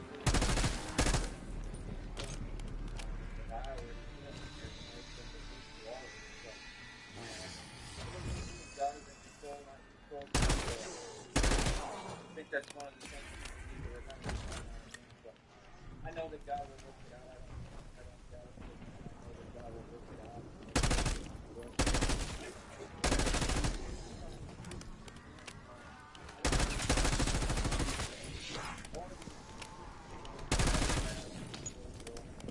And like I said, even if you didn't, or even if you were I've seen my share of secret labs, and believe me, there's a reason why they're always located far the fuck away from everything. It's good that even an imbecile such as yourself understands why such a decision is prudent. Sorry that this is all out of my control, like I said, and that I had to go through these things. But I can't say, handle things the way that you did. But like I said, I mean, you should just, maybe you're just going through a lot, I don't know, but I just wish that you would have turned right around and at least contacted me and talked to me, because that was the thing. I mean, after I go through what they did, like an attempt like that on me, I need you. So that was the thing. So yeah, I'm a little, hurt about that, but I'll get over it. You know what I mean? But I just want you to know that I love you. I'm always going to love you. And you're always welcome here and in my life.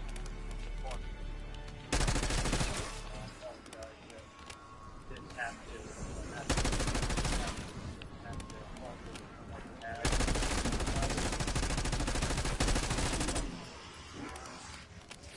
stuff that I gotta go through.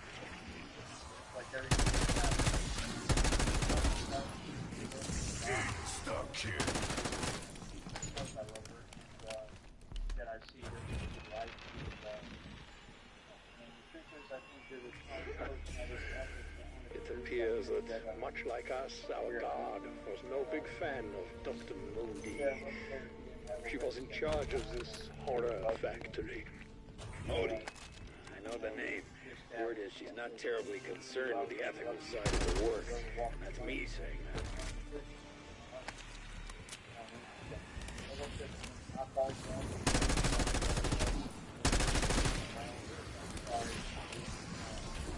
I was totally acting in self-defense.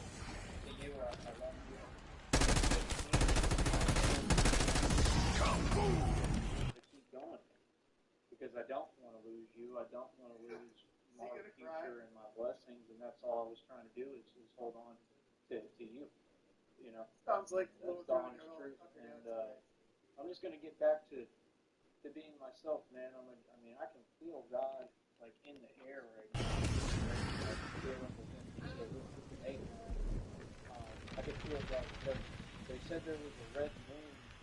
I think it was yesterday or something that lasted for about like 2 hours. They said it was an actual. That's all God. God is coming. God is coming. God is really coming. He's going to be here. The dial is all this stuff. God is in control, not control. I think that's one of the things people need to remember. So, I know that God will work it out.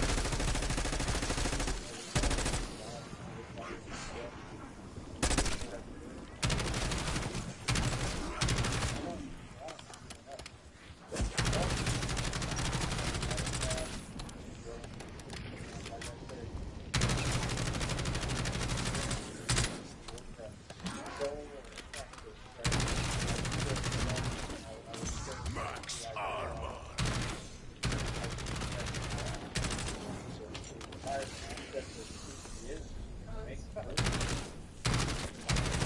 I honestly don't have anything to say that this is what I'm going to do, but I don't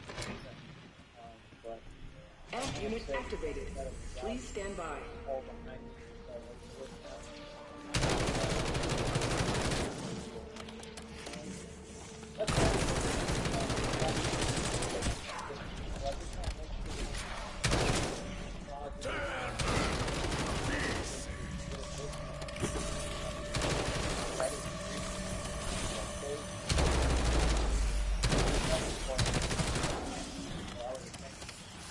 Amp unit energized. Area 2 online. Good work. Dr. Moody recovered the inversion warheads. No, she can't have my warheads. Correct. They aren't your warheads. Technically, they are Dr. Moody's. Max ammo.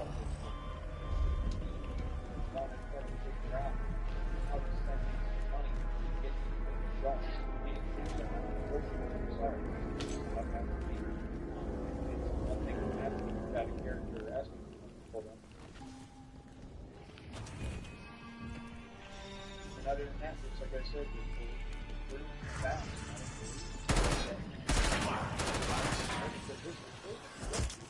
And you're the one who wants it. And that I'm just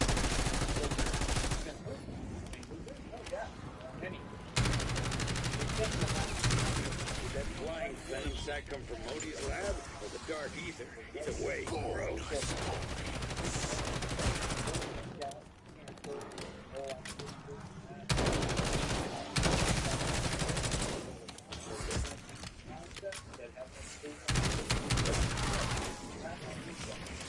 So, talking about that.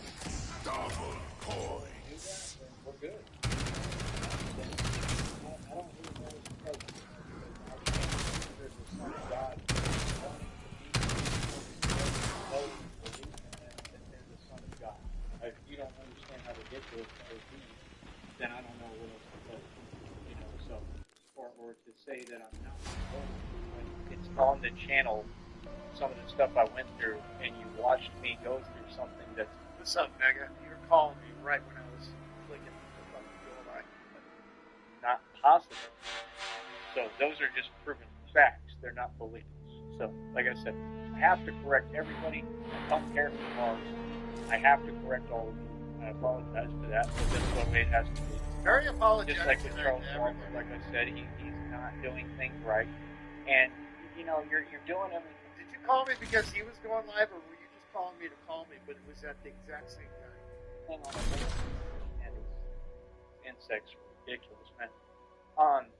You're doing everything on a whim. I mean, like I said, that generator is going to run out of gas. That van is going to break down. And you act like it's a difference. I'm not trying to prove any points, sir. You are. I'm just responding.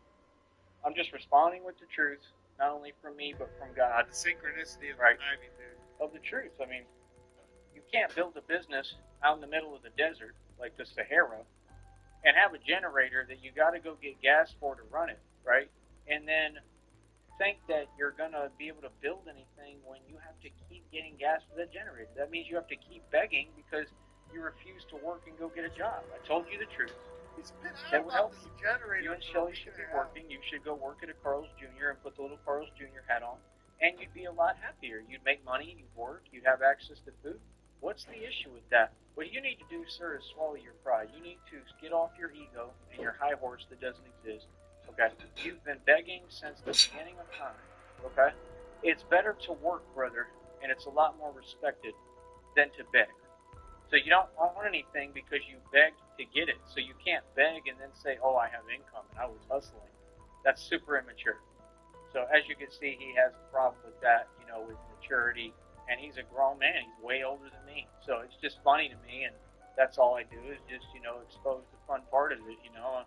I'm not against him. Nothing like that. I don't want to see him fail. I hope that he succeeds, but I just know that he doesn't have a formula to succeed. There's no way for someone to succeed who's delusional and won't listen to basic common sense and logic. That's why all these people fail, because all of them are the same way. That's why they project when they talk. If you project instead of speaking coherently, you're frail, you're weak, you're gonna fail at everything you do. It's common sense. So that's why these folks, they can't do anything but try to live vicariously through me while they watch me, because I'm the one succeeding. You see what I'm saying? Because I have the skills and the willpower to succeed that they don't have. And I truly believe that anybody can have that. I just think that folks don't know how to do it, or don't, you know, I don't know. I guess maybe it is a matter of strength. Maybe they can't. I don't know. You know, I'm strong, so I don't know what it's like to be weak, you know. And I do. I mean, I'm weak. Oh, there's a lot of times I'm weak. And I just feel like it's a decision. I think that's what people don't get. I think it's a decision to be strong, truly.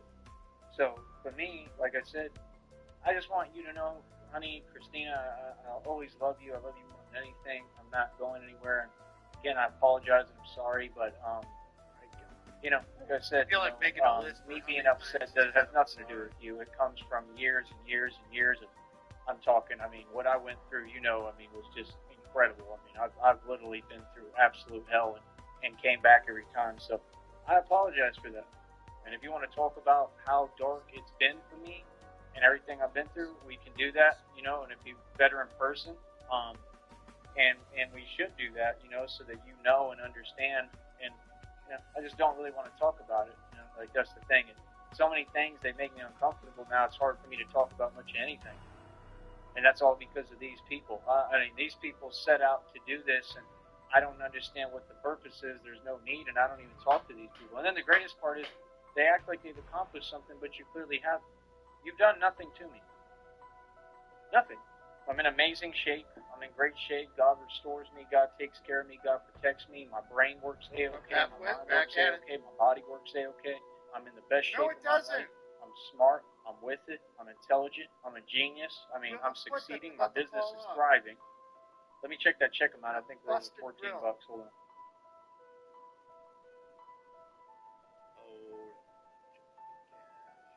Said, I mean, yes, sir. We're over $14, folks. So, like I said, I mean, that next check I think is $113 and some change.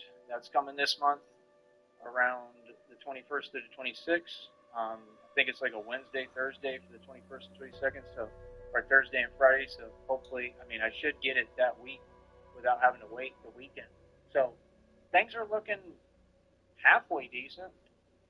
You know what I mean? And like I said, I'm retired, bro. I already did my thing. I own everything. I have tons of wealth. I've been successful my entire life. I've made spent more money than my entire life. 2 days ago, he was at $4. He's been making $1 a day since August started.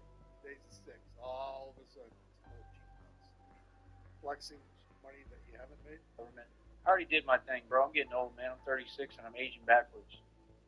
So little. There's no need for me to have millions of dollars in cash. That's not how it works when you get older. You should have assets and equity, and that's what I have because you paid for it cash. Everything is liquid. So, you know, like I said, people, you know, they talk, but they're not making any sense. So, like I said, people like Charles Walker, they're just disgruntled, and they just cannot handle my success. I mean, he said everything that wasn't true and wasn't positive.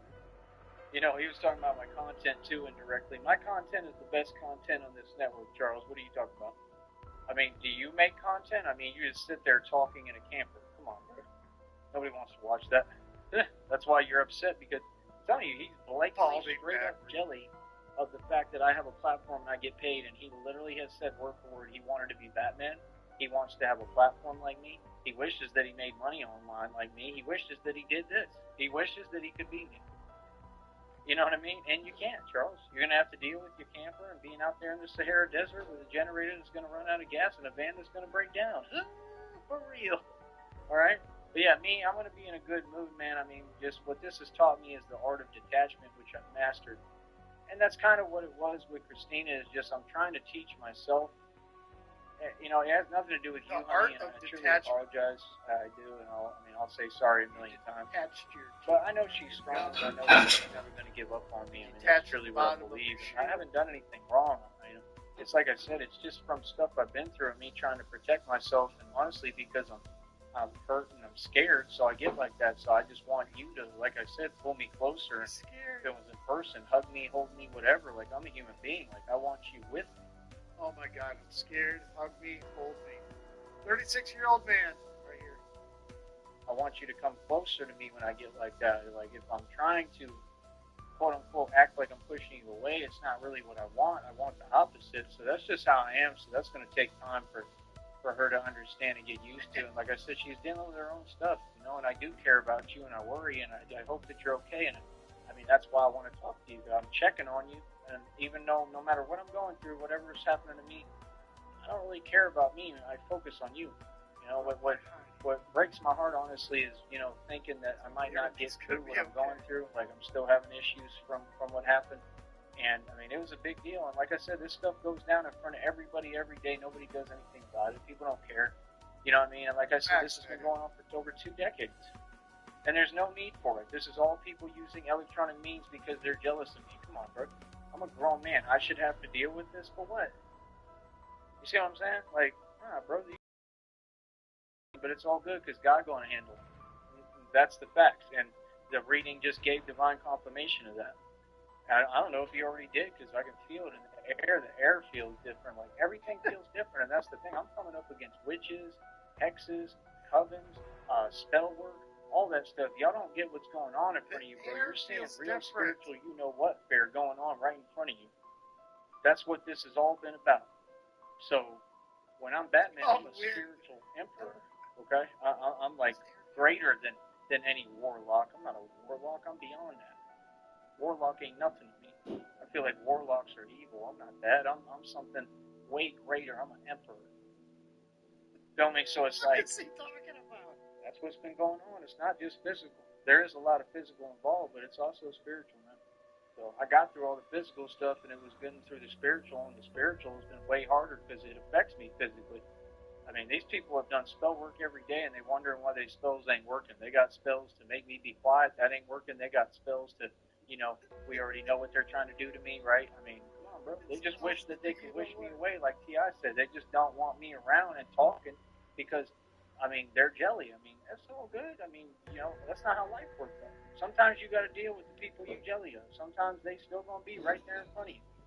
No matter how hard you try, especially when you can't man up a woman up and just do it yourself because you don't have the power. You ain't capable. You weak. All these folks are 3 feet tall.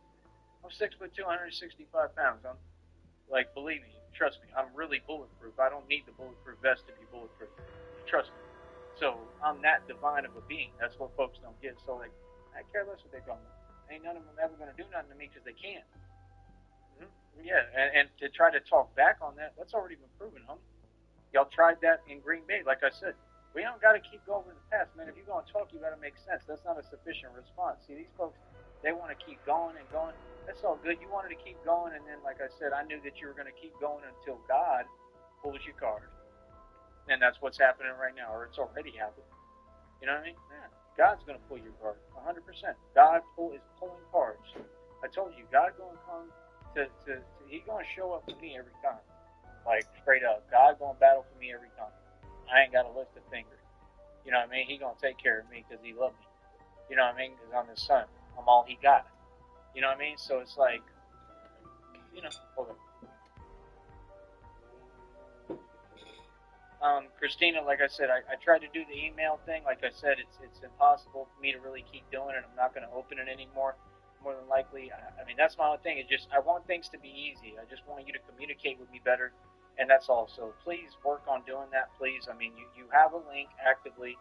You can click the thing, and that's the thing. I'm just so, like, I literally can't handle anymore because these folks have used electronic means. So I'm opening apps and I'm seeing messages I don't want to see and being told things. You know, that has an effect on you. So that's why I can't even go in that email no more, really, and I don't plan to and don't want to. I want to move forward, man. But CIA right there. I will try to make sure that you get it and that you have a way to talk to me, right, the best that I can, working around that. And that's all I'm saying. I just don't want any demonic influence blocking me from talking to you. And that's why it was so important, because I'm sitting there waiting for you to talk and you ain't saying nothing. Like, I need you in this with me. That's why I told you. So when you say, this is the thing, a lot of your responses, they don't make any sense and they're not going to work, and it's just not going to work like that. Like saying, even if I'm not here, I'm with you, I'm here. That's not how it works. I need you here with me. Number one, in person, and number two, I need you with me through whatever we chat and talk at all times. It shouldn't be an issue. You leave it online, you stay online, and you be on there as much as you can. Okay, I understand if you're busy and you got stuff to do, that's fine, you just tell me that. Okay? But we need to really work on having consistency when we talk. I don't want to talk intermittent. I don't do that, where you just leave a message for me to see it. Okay? Because you're not that busy. Nobody is. And I don't respect that, and I don't understand it. Like, nobody talks like that. Like, and other than that, when you do speak to me, make sure you give me all the time I need to respond and be there when I talk and respond. You understand? So that's all I'm saying. Like, you know, just you're not doing anything. I need you to learn how to communicate with me properly. Seriously. And that's all. I just got tired of asking, you know? So that's my only issue. You know what I mean? Other than that, we cool, we good. But yeah, like I said, I do have to do things my way. I am putting my foot down with everyone, right? And I'm going to be the authority, and I'm going to, whatever I say goes. So I hope you're okay with that. I hope it's all good. That's all I can say. You know what I mean? So other than that, I love you more than anything.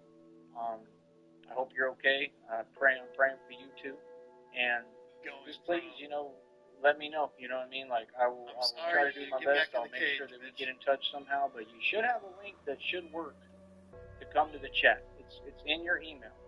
Okay? I don't want to say your email or anything like that, but it's in the Flint one. Okay? So, I mean, nobody else knows any of that stuff. So, like I said, it's in that one. That should be you, right? So, yeah, you know, all you got to do is copy and paste it or click it or whatever, and come talk to me, come holler. All right? So, I love you. I'll be patiently waiting regardless. I don't care how long it takes, if it's forever. And like I said, I'll try to make sure that the link is that link, or that if I update it, I'll try to go in there and give it to you. If I can't, I'll do the best I can. I mean, I have to literally go in there and keep my eyes closed so I don't see none of these people talking to me, because they're not saying nice things. Okay, so this has been going on too long, so you can understand how I feel. I mean, come on, bro. So that's all it is. You know what I mean?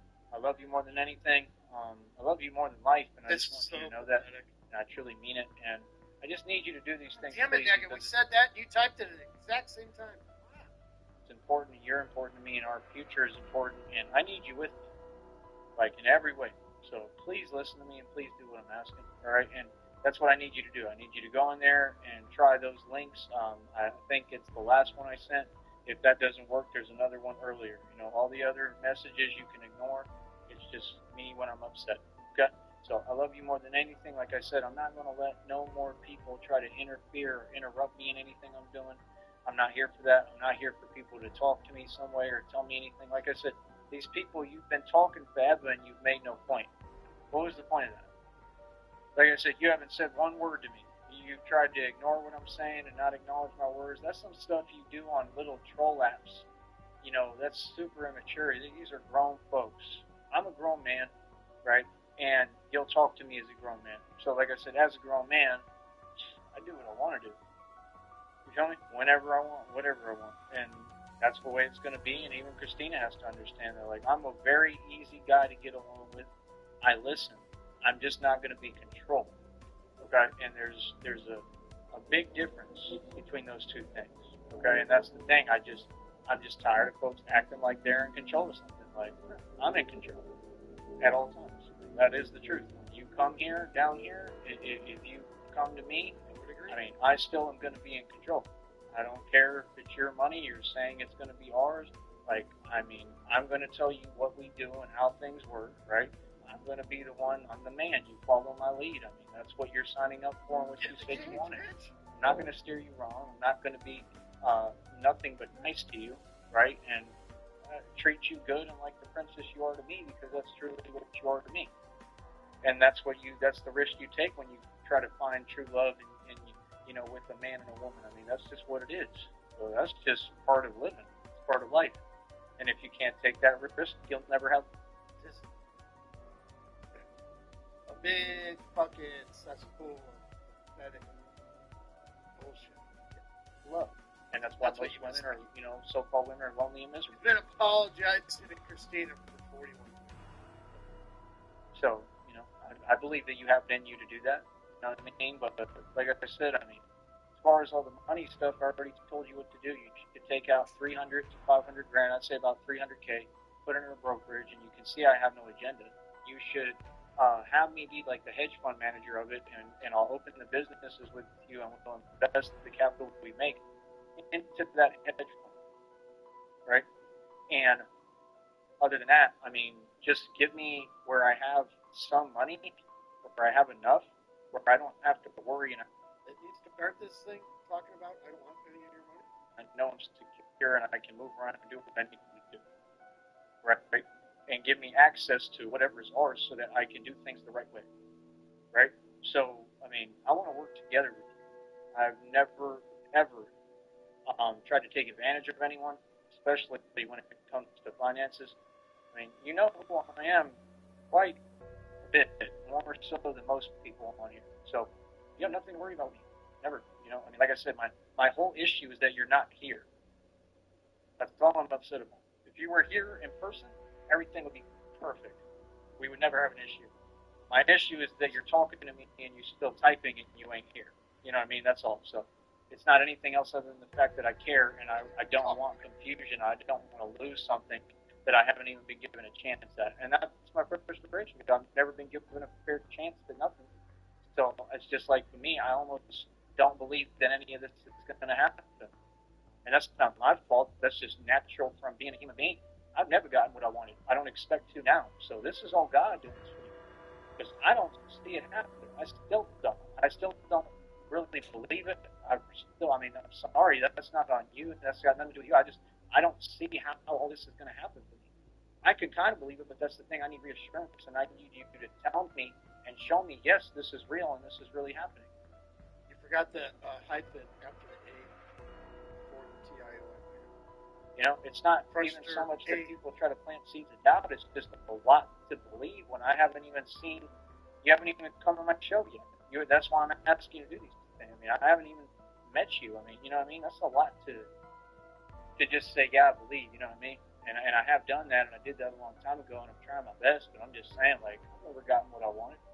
I would love to have it, but it's going to be a surprise to me and a super a shock to me. It'll be a hell of an experience for me because I don't really believe it, and that's not doubt. That's not anything you want to change it to or call it. I mean, that's just being a normal human being. I've never gotten what I wanted, ever. I've had issues with that forever. People are kind of fake and superficial. I mean, like, But he does. If this is real and it's really happening, man, I'll be happy as hell. But that's the thing. I can't get my hopes up until it happens. And that's really what it's about. I'm not trying to really. I don't want to lose you. I don't want to, try to push you away. But I guess that's part of what I feel like I'm having, like a protection mechanism, because I don't know what else to do. Because I mean, you're not here, and you're talking to me. Like, come on, dude. Like, you know what I mean? So I just feel like a certain way about that. Like, no, I think that. CIA, he did mention your emails, though. Telling Christina, I just can't even fucking open up apps on my phone anymore because all the hatred is out there. I don't even want to look at them. So yeah, your emails are getting to him.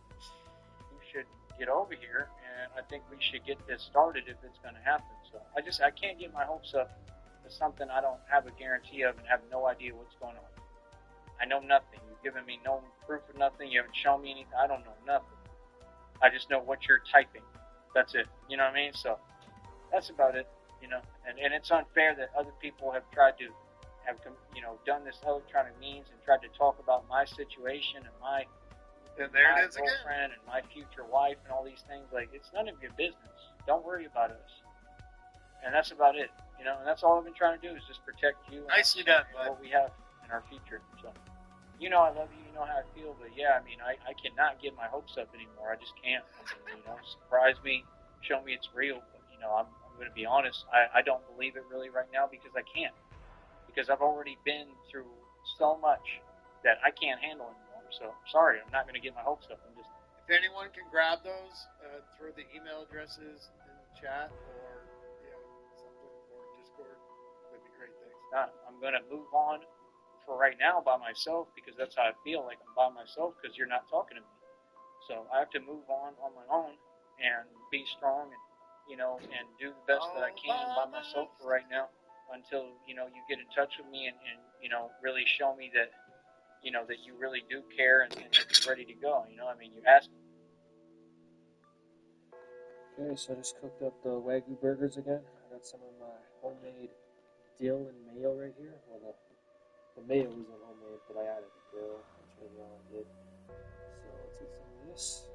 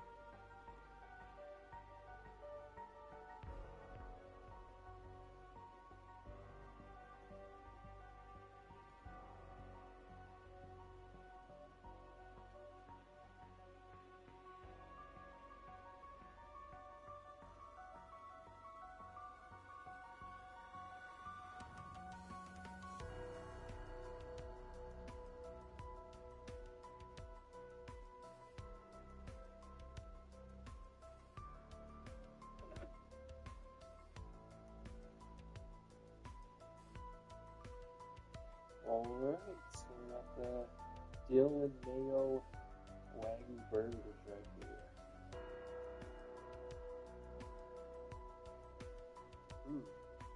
Alright, let's dig in.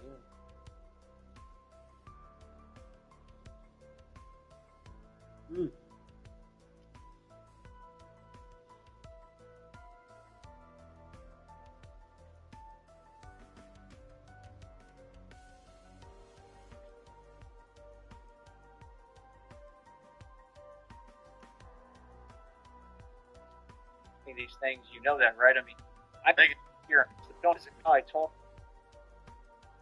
They damn near just laugh. Everyone I've ever met has walked out of my life. Everyone has walked away from me. You know what I mean? Or I've had to from them. In some You're way, an asshole. That's why. So them away from me for no reason, because they're evil. So, like I said, I'm not going to get my hopes up. I'm going to focus on this business and work with what's realistic and real in front of me, and what I've accomplished as Batman is incredible. I'm the Dark Knight. It's all real. Charles Wofford is super jealous, and I know I'm doing everything right, and I know I did everything right concerning you, and that at least will give me some peace of mind, knowing that I did the best I can with you, and I did everything right by you. You know, I mean, I wouldn't say that you owe me, but I deserve to have everything you're telling me. I deserve to have your love, which is really all I care about. Everything else, like I said, that's cool, but it's not what I'm in it for. I really love you, and I want you with me. You know what I mean? No matter what. If we didn't have anyone. You know, if we were in a cardboard, if we lived in a cardboard box, I'd still love you. So that's what matters to me is love and true love. I don't care about your money. I really don't. You know, it'll be cool. I mean, it's a surreal thing for me. I'm not going to be used to it right off the bat either. I mean, I've made a lot of money in my life, but I mean, the type of money you're talking about, like, no, I'm not going to sit here and lie and say that I've seen that, you know, like, I don't think I've ever seen that. I mean, like I said, I definitely have made a lot of money in my life. I definitely really did make millions every year and stuff, but the type of money you're talking about is kind of on a different level. You know what I mean? So, no, I've never just had that kind of money. But, no, it's going to be surreal for me, and I don't know. That's what God told me. I told you all this whole time. God told me I'm going to be filthy rich. He said I'm going to have my divine spouse. I mean, it has to be Christina. So, I mean, you know, like I said, I've been abstinent this entire time for you. I've been nothing but loyal and faithful. I'm going to continue to be. So don't let anyone else lie to you. Of course you are. And yeah, I mean, I have to make moves. I got to do what I got to do out here to survive and do my thing. But I would never ever not be loyal and faithful. So please know that I would never ever cross no lines. I would never do nothing behind your back, because that's not the person I am. And I truly believe in true love, and that's the other thing too that's made me upset, is I just feel like you don't get the importance of it, and I need you to check in with me and let me know what's happening all the time, because like I worry about you. You know what I mean? So you have nothing to worry about ever. That's all I want to tell you, and that's all too. I'm just tired of people acting like they monitoring me and, you know, making up stories like, bro, I have to live my life. I'm going to be around a lot of people out here. I have a lot of things to do. I'm already trying to make moves for this business thing. I might really try to start a modeling agency. I might end up having to be around women all the time. I don't know. You know, but just know that I will always be faithful and loyal to you until you get here. And of course, when you're here, I will be. That sounded wrong. But if, you know, when you're here, of course, I'll be loyal and faithful too. More so, right? And it'd be, you know, a lot easier because you're with me, you know. But yeah, I'm going to always be loyal and faithful to you, so you have my word on that, and you know I don't break my word at all. All I got in this world is being Batman and my word, and I don't break them for nobody. All right? Better make way. There's a bad guy coming through, you know. So I understand that you're in love with me and not just Batman. I understand you love Tyrese Need, and you know I love you too, Christina, and that's all I want you to know. I just want you here with me, and I want to get the hell out of here.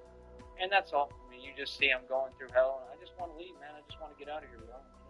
Like, I'm happy at times. I'm not happy here. I haven't been happy here really this entire time. I don't think I've ever been happy down here, to be honest. I'm happy. Don't get me wrong. I'm happy every day because I'm happy, you know, living. You know, I'm happy that God wants me to keep going. I mean, God gave me the gift to keep going through anything. I mean, I'm happy every day, but not the kind of happy that I deserve. You weren't happy You know what I mean? Not the true happiness that, I think I've had it at times in my life, kind of, but not to the extent it will be with you. I know that being with you would be the happiest that I've ever been. And that's what life's about. It's about being happy. It's not about money. It's about happiness and love. And I definitely want to build with you and build everything we talked about together. So this is the best I can do. You know what I mean? I already made myself look every way for you under the sun in front of everyone. It's the best that I can do for you, and I hope it's enough. You know what I mean? But just know that I do love you, and I would never give up on you, and I do believe in you, truly. And I believe that you're going to make it through everything you're going through, too, and I do pray for you. I already have, and I will continue. Okay? So I just want you to know it's never fake with me. I really, truly love you, and I think that you can hear that, and I know that you know that. I think you know that. I think it's pretty obvious. Okay? So I'm not going anywhere. Again, I do apologize, and I'm sorry, but I can't help, traumas I've gone through and how I respond. I mean, that's just common sense. I'm a human being. You know what I mean? So, and I have to stand up for myself, so I'm just trying to protect myself. I get where I don't trust anybody, and I have every reason to feel that way. I haven't met you, literally. I don't really know who you are. I don't know what's going on, but I am trying to believe, and I'm choosing to believe through God. So, it's the best I can do. I can't give you anything more. I can't do anything else. So I hope it's enough. All right, I love you. I'm going to try to focus on me now and do what I got to do here, and just hope and pray that you just show up and that you rescue me out of all this and get me the hell out of here. Real talk, because I want to be anywhere else but here. Truly, I want to get out of here. And other than that, just let me have some control over what we do. Like, please, if I want to live somewhere, I want to live somewhere. If I want to go somewhere, I want to go. So I will work everything out with you. I will listen to you, but just be fair to me, because I'm not going to be around or with anyone that's going to tell me what to do. I think New Orleans is cool. I think we could check it out. I mean, if you want to live there, I'll try it, I think it'd be awesome. I just really think we should travel too and try to get it out of our system so we can see a lot of different places. I think that that's what we should do primarily to start. I think we could make a trip to New Orleans and take a look at everything, and then that way while we're traveling, we can look at magazine brochures and that stuff for somewhere that we want to live in New Orleans. I think that would be perfect, and like I said, you'll have your location on your phone off at all times because you're dating Jason Bourne, okay, literally, and I have 8 active agents, okay, that try to trace my location. I mean, literally, you can't make this stuff up. I'm Jason Bourne in the flesh. I can't even turn my location on my phone. Okay, so you'll have your location off at all times. These are real things. This will not change. This is not a movie. This is not reality TV. So you'll have your location off at all times on your phone. That's rule number 1. Number 2, if your phone number is compromised, we will change it immediately.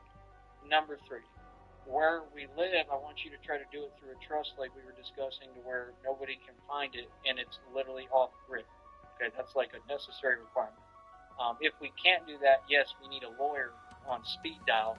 That way, anything that happens concerning these weird internet folks, we can just call him and he can deal with it all the right way.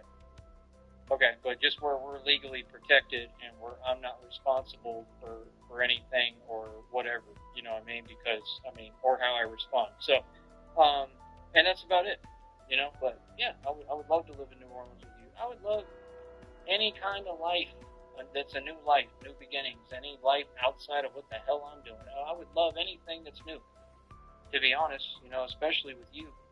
That'd be a dream come true for me. So, I'm just saying I'm very discouraged right now. God knows I've pretty much almost lost faith. I had like a little bit left, and that's all it takes. The readings talk to me. God told me what it is. The readings told me everything. It said, watch how God takes you out of all your pain, and that I would forget that I ever suffered because I would have so much money and just so much happiness, and I'm going to be truly happy. So I hope so, man. But yeah, I've definitely lost hope.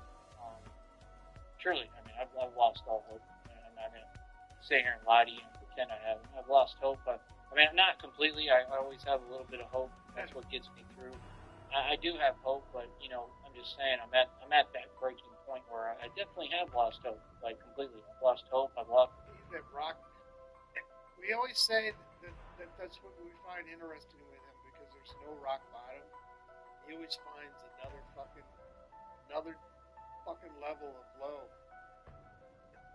If he's going to find another one, there's not much left he can do. He lost his shoe, for fuck's sakes, today. Whatever. I mean, I don't even care anymore. I care about you. I care about all of it, but I just don't. I don't see me having all these nice things, and you can't blame me for that. I think that's just what it is, and how I'm going to feel regardless of whether how I'm supposed to or not. But I think it is how I'm supposed to feel right now. So, I mean, I don't have anything left in me. I've given everything I can. I'm tired of struggling. I really don't have hope, man. I don't. I just, I do hope that it goes well. I believe in God. I believe it's going to happen, but I just have lost. I don't have too much hope left. I really don't. So, I don't know. And maybe I do. I don't know. I guess I do, but I'm just saying I'm very discouraged. Like, very. I don't know.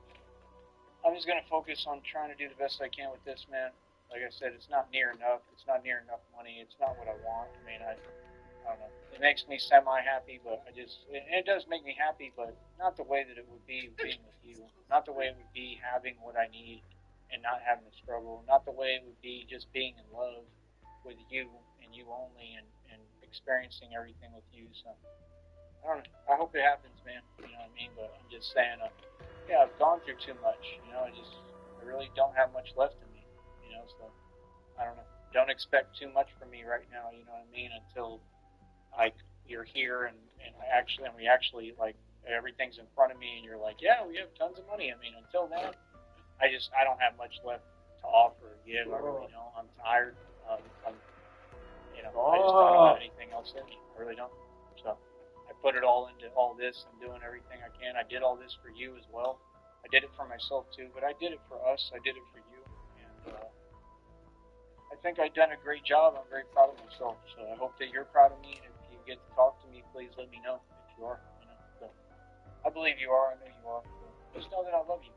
And I'm doing the best that I can with the cards that have been dealt, which are the worst set of cards known to man. And that's what I'm not happy about at all. So I can't change that. I can't get over it.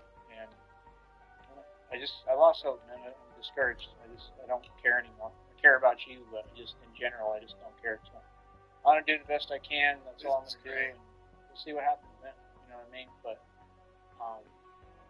that's all. I just was. I don't know. I'm not even gonna try or care, but I was just hoping that you cared about me enough to realize like how I'm feeling and the fact that I really am. I'm just tired, man. I don't have anything left to give. You know what I mean? I'm tired of working so hard for something and not getting it. So it's like I'm just at the point where I'm done trying. I'm probably cracking you out. Sorry, I'm not going to try with anybody because I'm tired of being let down. No, I wouldn't be. And that was what this was all about for me. I worked so hard, so many times in my life to have people let me down. Nobody deliver. Nobody give me anything. Nobody help me. So I don't expect that to happen. If it did, that'd be a miracle. I believe it could happen, but I just can't have an attitude that, I expect it and I'm waiting. Like, no, that's not healthy for me. So I'm just very discouraged right now. I'm just being honest. I don't have anything left to give. I don't have much left in me. So I hope you understand, and I love you with all my heart. And that's about it, man. If you really care about me, Christina, you just really need to be there for me right now. I'm going through a lot. All right, and that's all I can say. So I love you with all my heart and soul. I always will love you, and please don't ever forget that, and please don't ever forget me. But that's about it. I'm just tired. I've been the beacon of hope this whole time. I've been always the positive guy with all the energy. I'm just tired, man. I'm tired of being the anchor. I'm tired of people asking so much of me. I'm just tired, bro.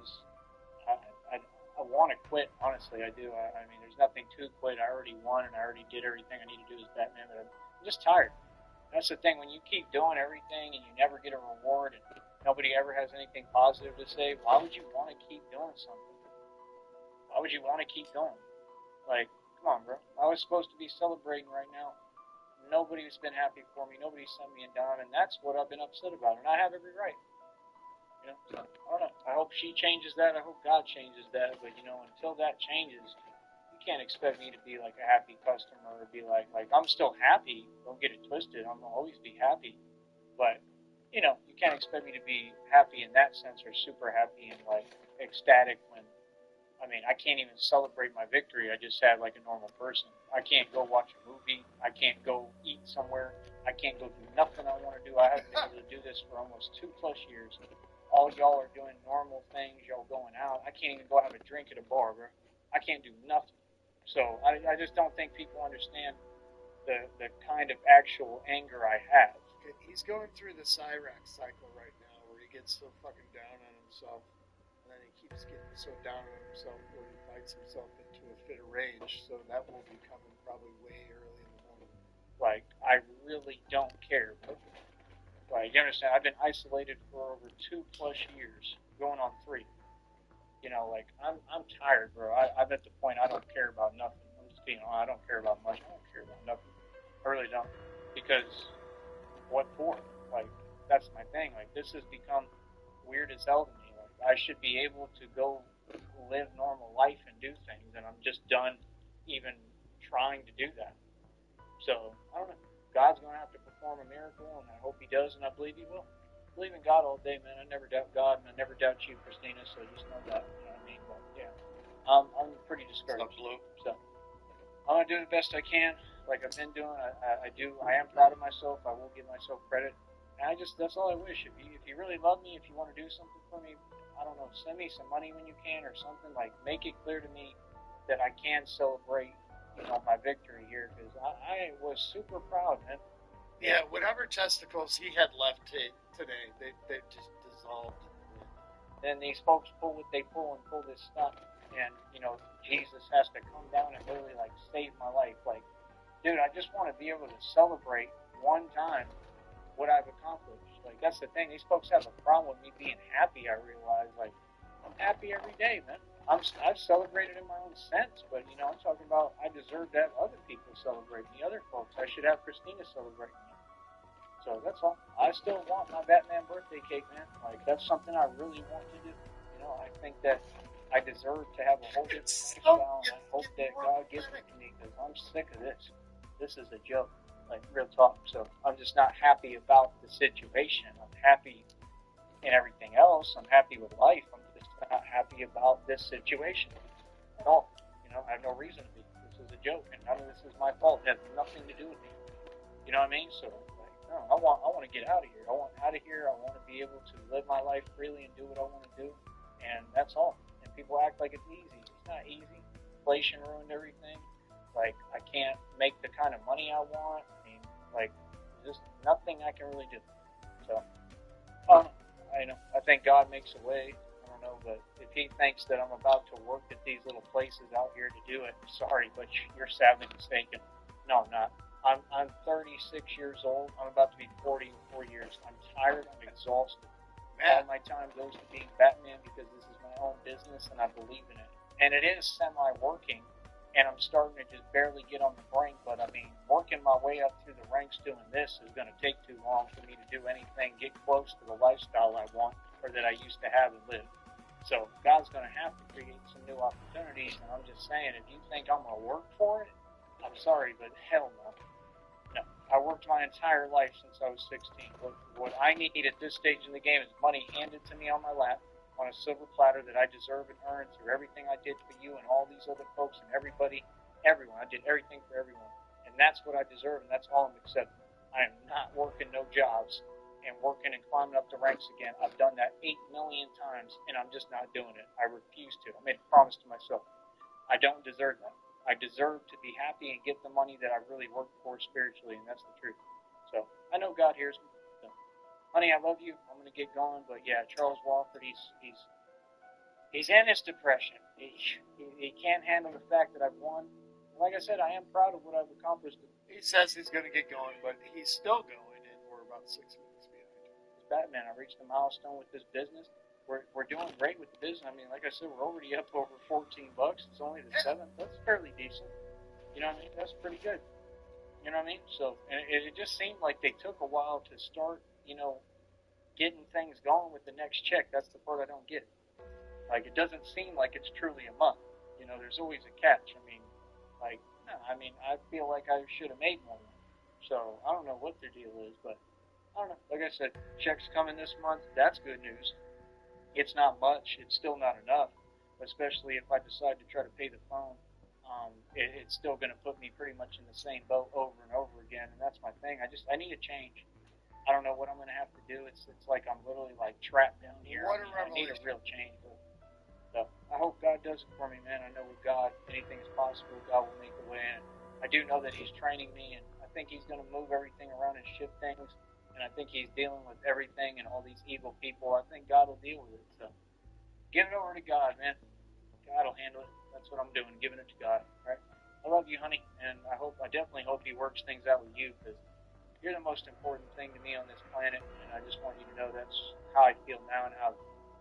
Hey guys, Wyatt Claypool here. We have more issues with Mark Carney and his liberal government's pursuit of major projects, as well as a trade deal with the United States and Mexico, with nobody apparently wanting to meet with Mark Carney.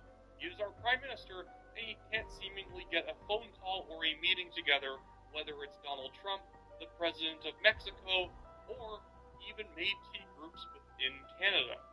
So I want to take us through these one at a time. We're going to go through the Métis one, Trump, and then Gloria Sheinbaum in Mexico. The whole thing's funny. I know that we could end up getting deals done, and maybe this is just a temporary holdup, but the fact that these holdups are even occurring, the fact that even within our own borders, Métis groups just don't want to meet with Carney unless he does everything exactly right, demonstrates the very weak leadership that we have in Canada. It's not even just about Mark Carney, it's just the national character in general has placed Canada way down on the pecking order for who people have to talk to, including within our own borders. I guarantee Rob Kennedy could get a meeting with the Métis in province well before Mark Carney could get it. He's the Prime Minister, and Rob is just the Prime Minister of Manitoba. But anyways, before I get into it, I just want to remind you guys, hey, if you like the channel, it is day 199 of the second Trump administration, if you are keeping track. And in just under 1 hour, President Trump's reciprocal tariffs on imports from nearly 70 different countries will take effect. It is all part of his effort to reorder global trade. So we're going to start tonight with money, power, politics. This week, some countries like Switzerland made a last-ditch effort to negotiate a trade deal. But this afternoon, the Swiss president left the Sam, scene. we have arrived. Let us put the Sentinel artifact to good use. I trust your approach, and I appreciate the long service. Though to make my important calls remain somewhat ineffective.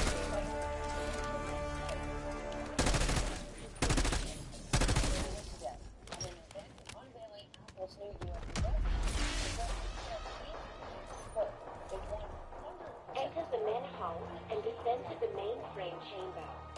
Time for us to meet face to face. If you have a sense of smell, go ahead and switch it off. None of us have seen a shower in weeks.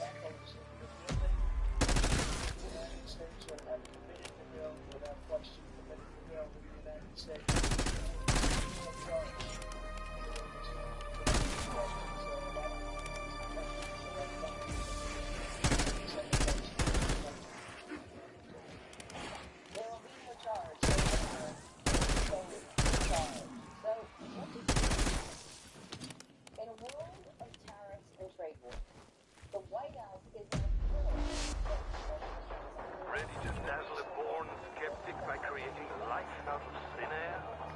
Indeed, I am, Herr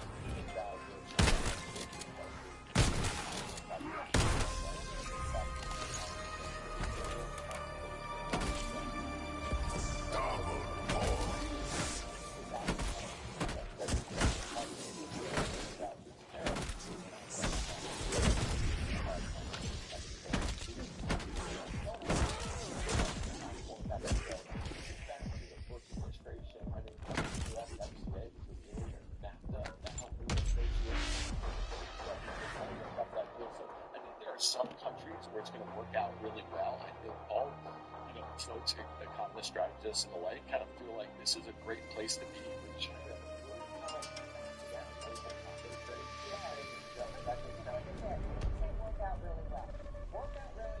Tear them to pieces.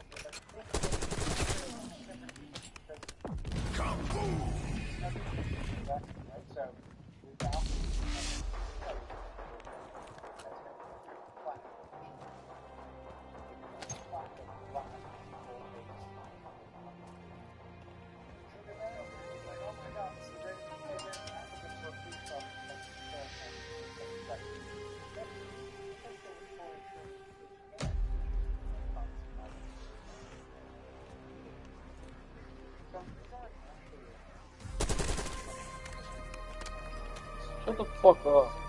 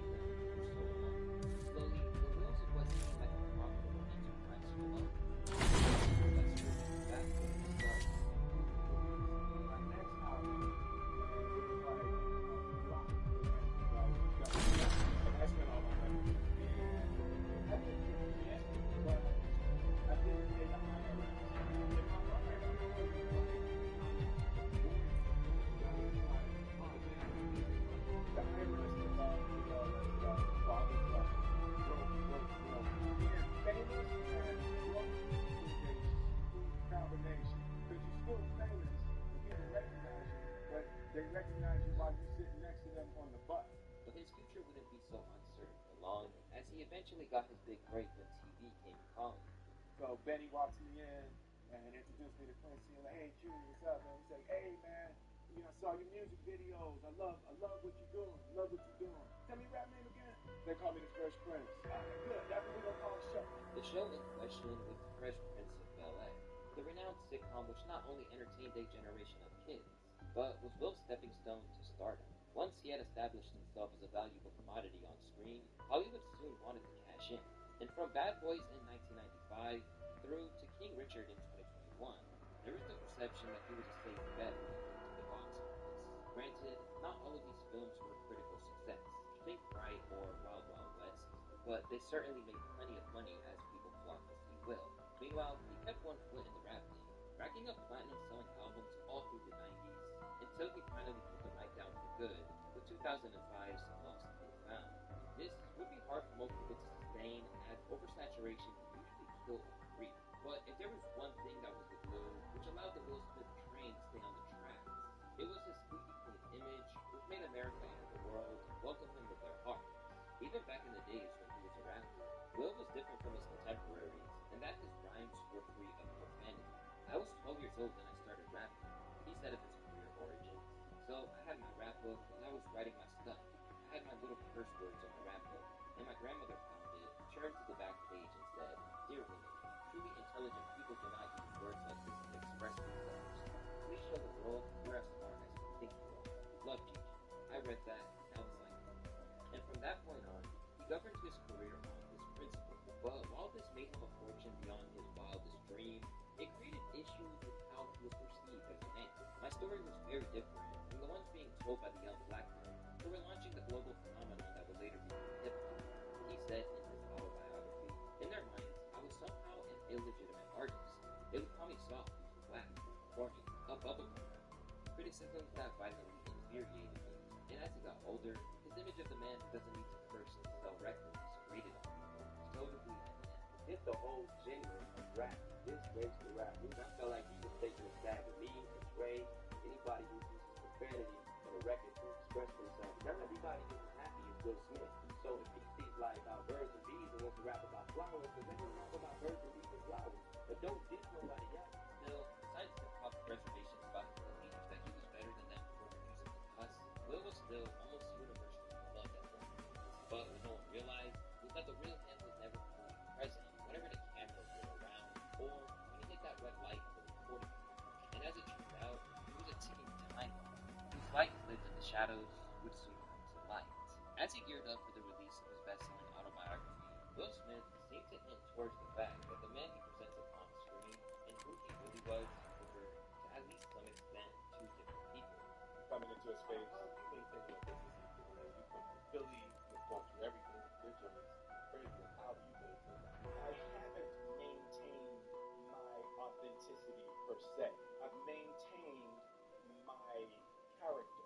Character in two senses. I've maintained my character of Will Smith, and I've maintained my personal character of what I believe in. So, but in terms of authenticity, the character Will Smith signs every autograph, is always happy, and wants to see the fans, and is always in a good mood. And that's actually not authentic, right? I do want to slap somebody, you know, every once in a while. So in terms of authenticity, I have successfully maintained positive, and now I'm working more to maintain authenticity. When you think about it, this has a lot more than meets the bear. When empires rest on you keeping some grand, closely guarded illusion in place, and as he spoke out more and more, it was clear that the veil has started to slip. The island's central database includes prisoner locations. We spring Maya's brother Nathan, we get the hell out. Units activated. Please stand by. Access the database without reactivating the island's computer network. Go flip a switch or something.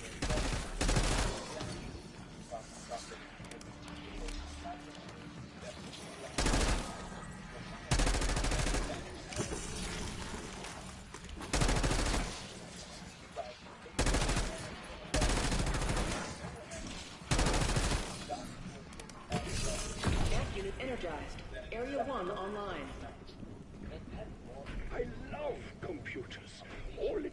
reason, and one resentful old German, and voila! Chaos. Knock yourself out, Doc. I'll let y'all know when this bird's ready to fly. The idea of our marriage and how people want us to be married versus how we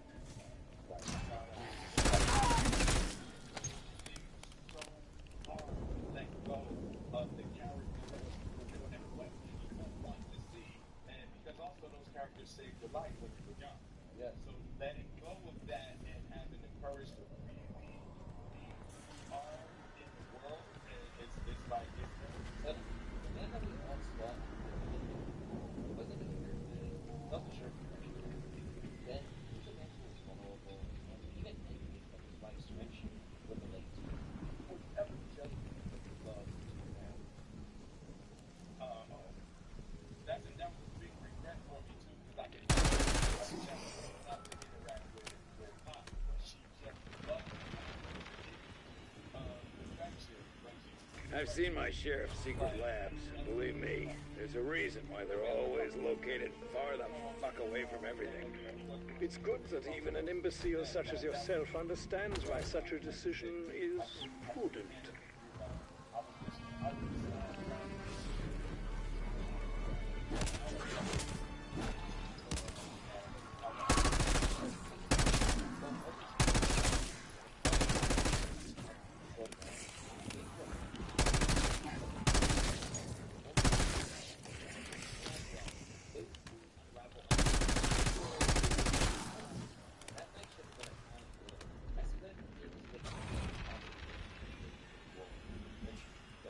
Security files list Dr. Modi as the head honcho here. That's, slightly alarming. If you had spent the last 6 years here, Peck, you'd be more than slightly alarmed.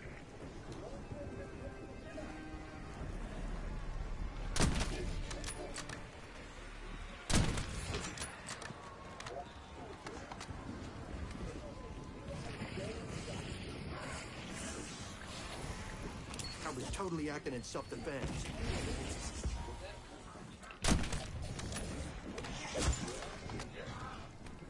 Bonus points.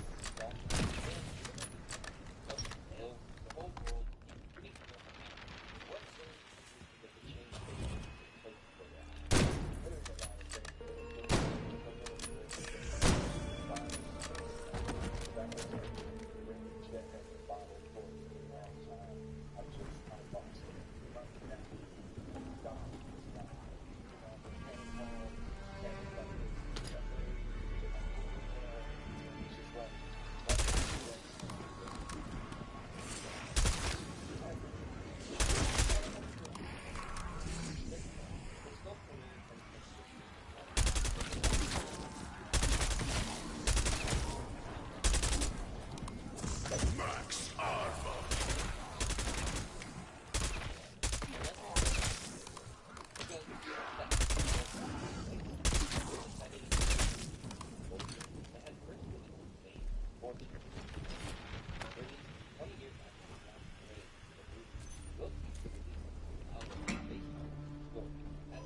Amp unit activated. Please stand by.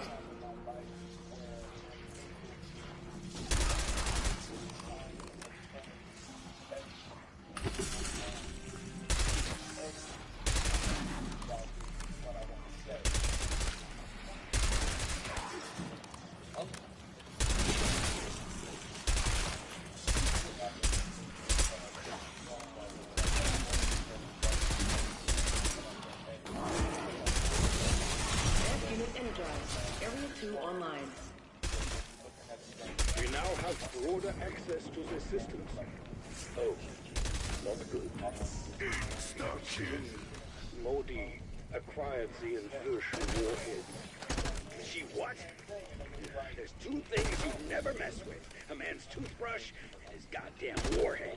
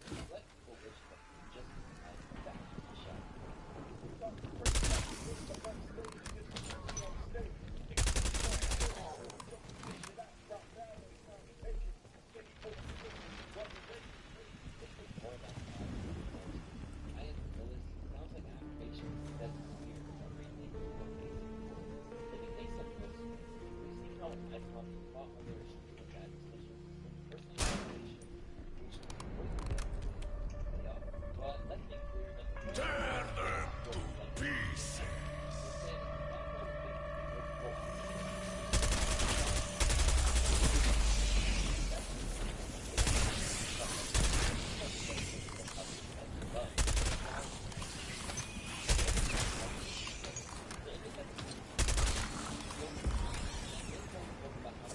Max ammo.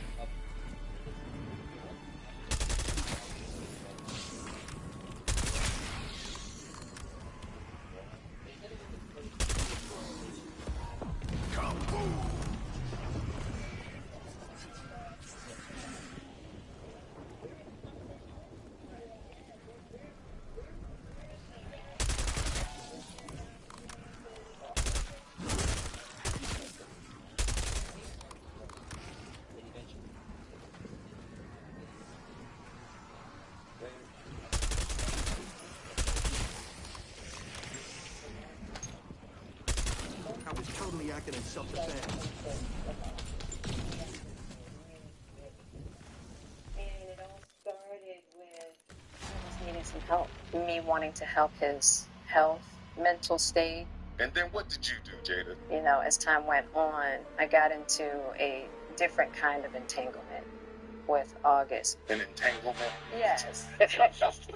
Yes. A relationship? Yes, it was a relationship, absolutely. Before it was all said and done, Jada made him feel inadequate for good measure, but they then insisted they were never splitting up. 25 years and counting. We ride together, we die together. Bad marriage for life. This whole thing probably seemed to Jada like an opportunity to speak her truth to the world. To the public, it's not only permanently soured how we saw them, but it's safe to say that no one else saw it that way. As while she maintained that she was in a lot of pain, no one truly believed that she was suffering in any way compared to the mental turmoil that Will endured having to reveal that to the public. Will looked uncomfortable as their laughter looked forced. Will was really hurt. She just didn't care. With that, the public began to look at their dynamic in a whole new light, charting all the time that she pestered her husband online, or generally violated his boundaries. So they don't just start filming me without asking me. I'll stay at home again, please. I'm still dealing with foolishness. Because she be gone just... Would you say that she helped us heal the hurts that we caused between one another? My social media presence is my bread and butter, okay? So you can't just use me for social media and not, don't just start rolling. Don't start rolling. Sam, we have arrived. Let us put the Sentinel artifact to good use. I trust your approach, and I'm pleased you came along with me. Though you may find Fulton Hall remain somewhat ineffective.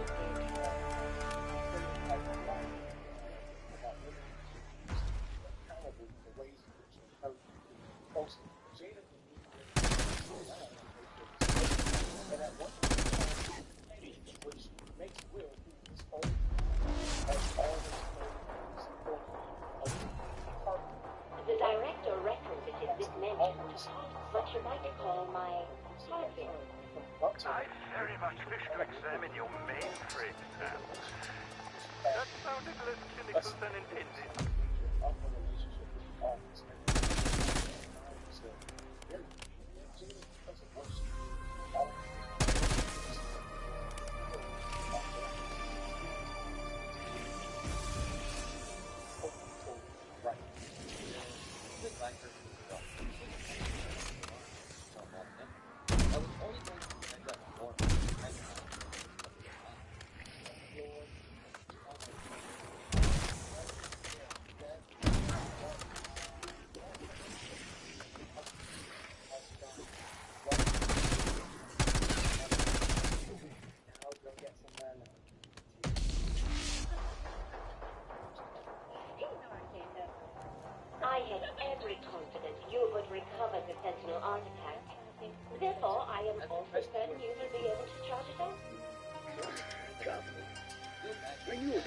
simple as merely delivering the cursed thing.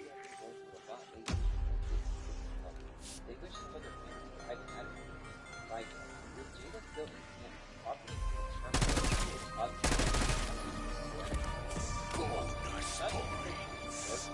but because all kids were always knowledge, lost for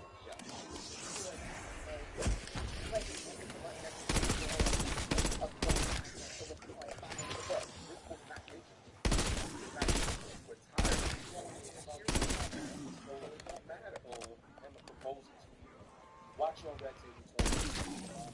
Y'all all done y'all conversation about the past. Like, what else is there? her detractors were like, she failed to make a lot of friends with the wound up and for everything she done,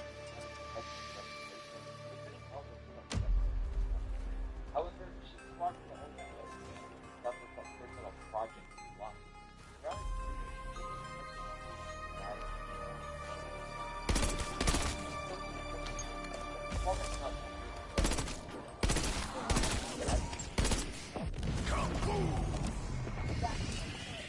Told me straight up. You were like, Mom, I have to leave here to live my life.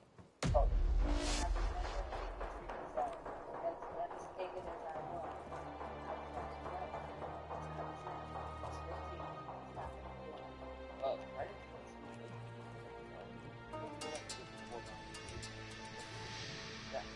That is that you can think about. First, it's black people, but also like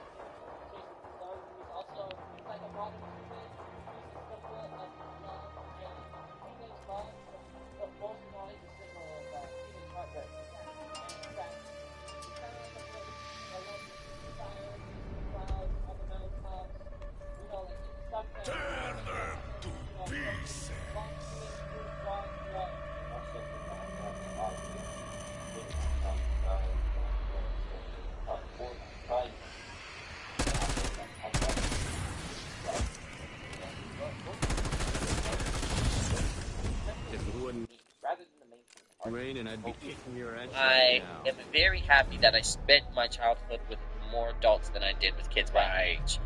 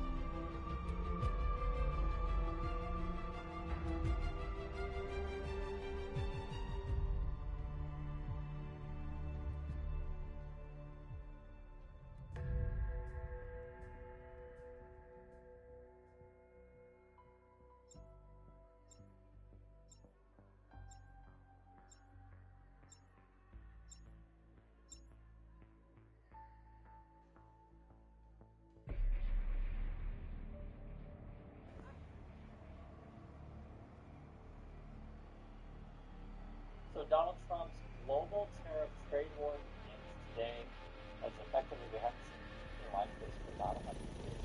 Often have you wondered, Alpha Team, this is Chief of Security Blanchard. Are you a sight for sore eyes?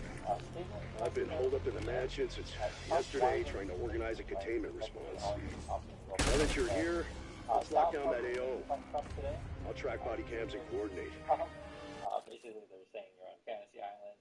J.D. Vance is being the little helper. And where's the plane, right? And this is also their making some of the stuff on South Park. I was totally acting in self-defense. That's for all one guys. There's no man.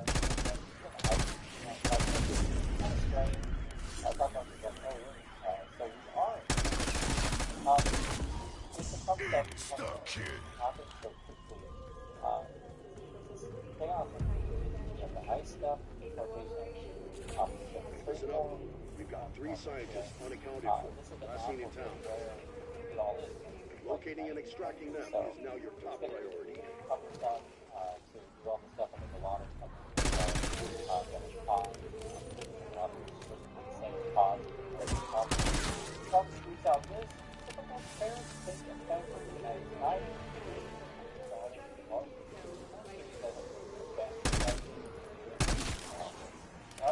I'm laughing all the way.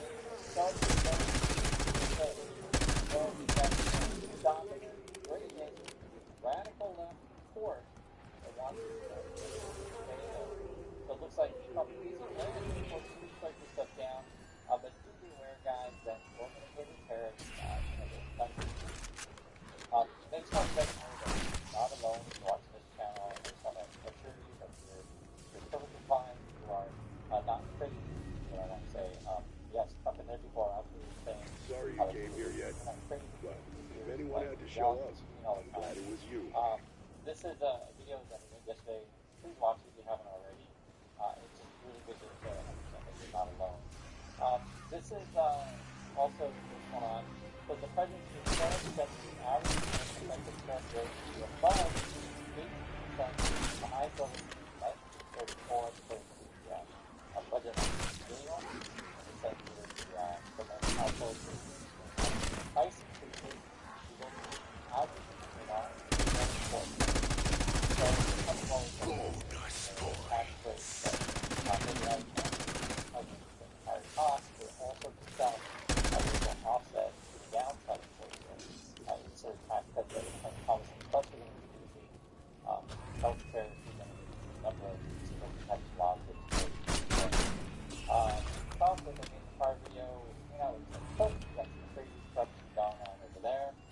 this is a close-up.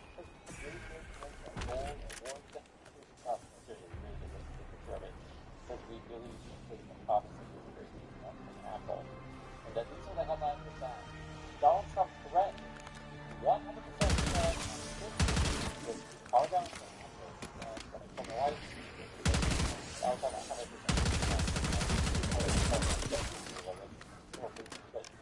It's like someone who's such a community. Etc. Now the idea that I'm kind of go with is like, hey,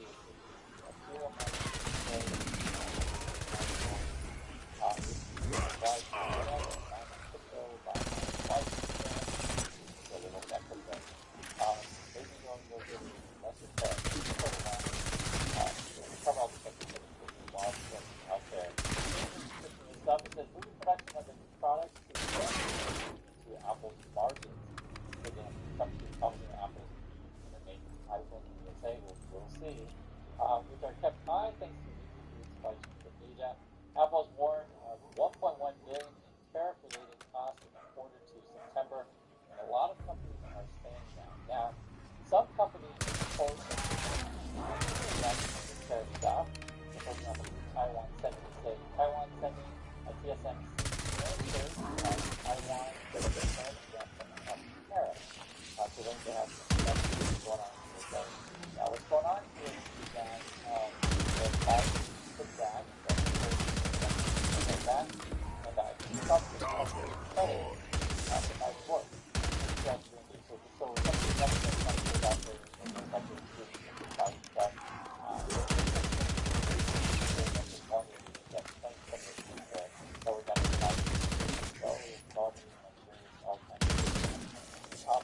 I sit back and I think about reality. This is the reality some of the things some people want to forget. They want to rupture the string, and everything. They want you to kiss during the course. Then you have this. Dozens of FEMA staffers involuntarily reassigned to support deportations. And this is yet another example of just basically tearing apart our system. And it seems like they're doing this on purpose, and then they're trying to distract you with doing a number of things so that Trump can get away with the corrupt stuff. And I always say the same thing with everything, guys, follow the money. The president held an impromptu press conference from a highly unusual location. Sir, why are you on the roof?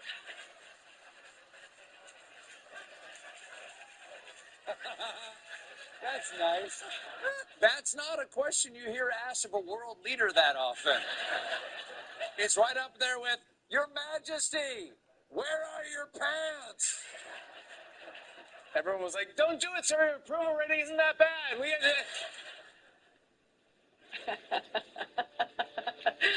Well, hi everybody, it's 5 o'clock in the East. Late Night Host had a field day with something that was happening almost exactly 24 hours ago. Trump did some really bizarre rooftop wandering yesterday. Turns out Americans are getting tired of pretending.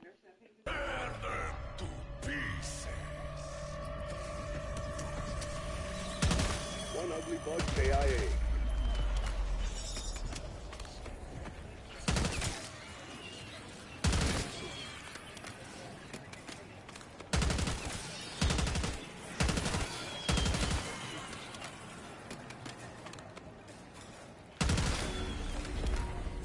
Max ammo.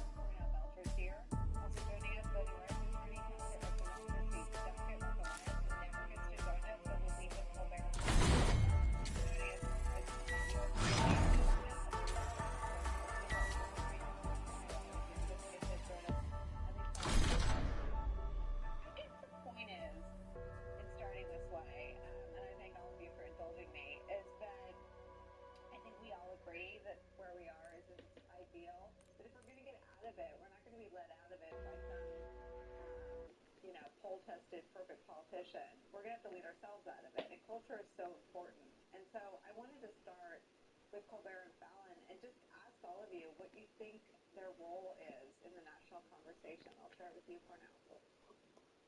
Look, I think their role is vital, especially their ability to reach a cohort of Americans who aren't tuned in, although they should,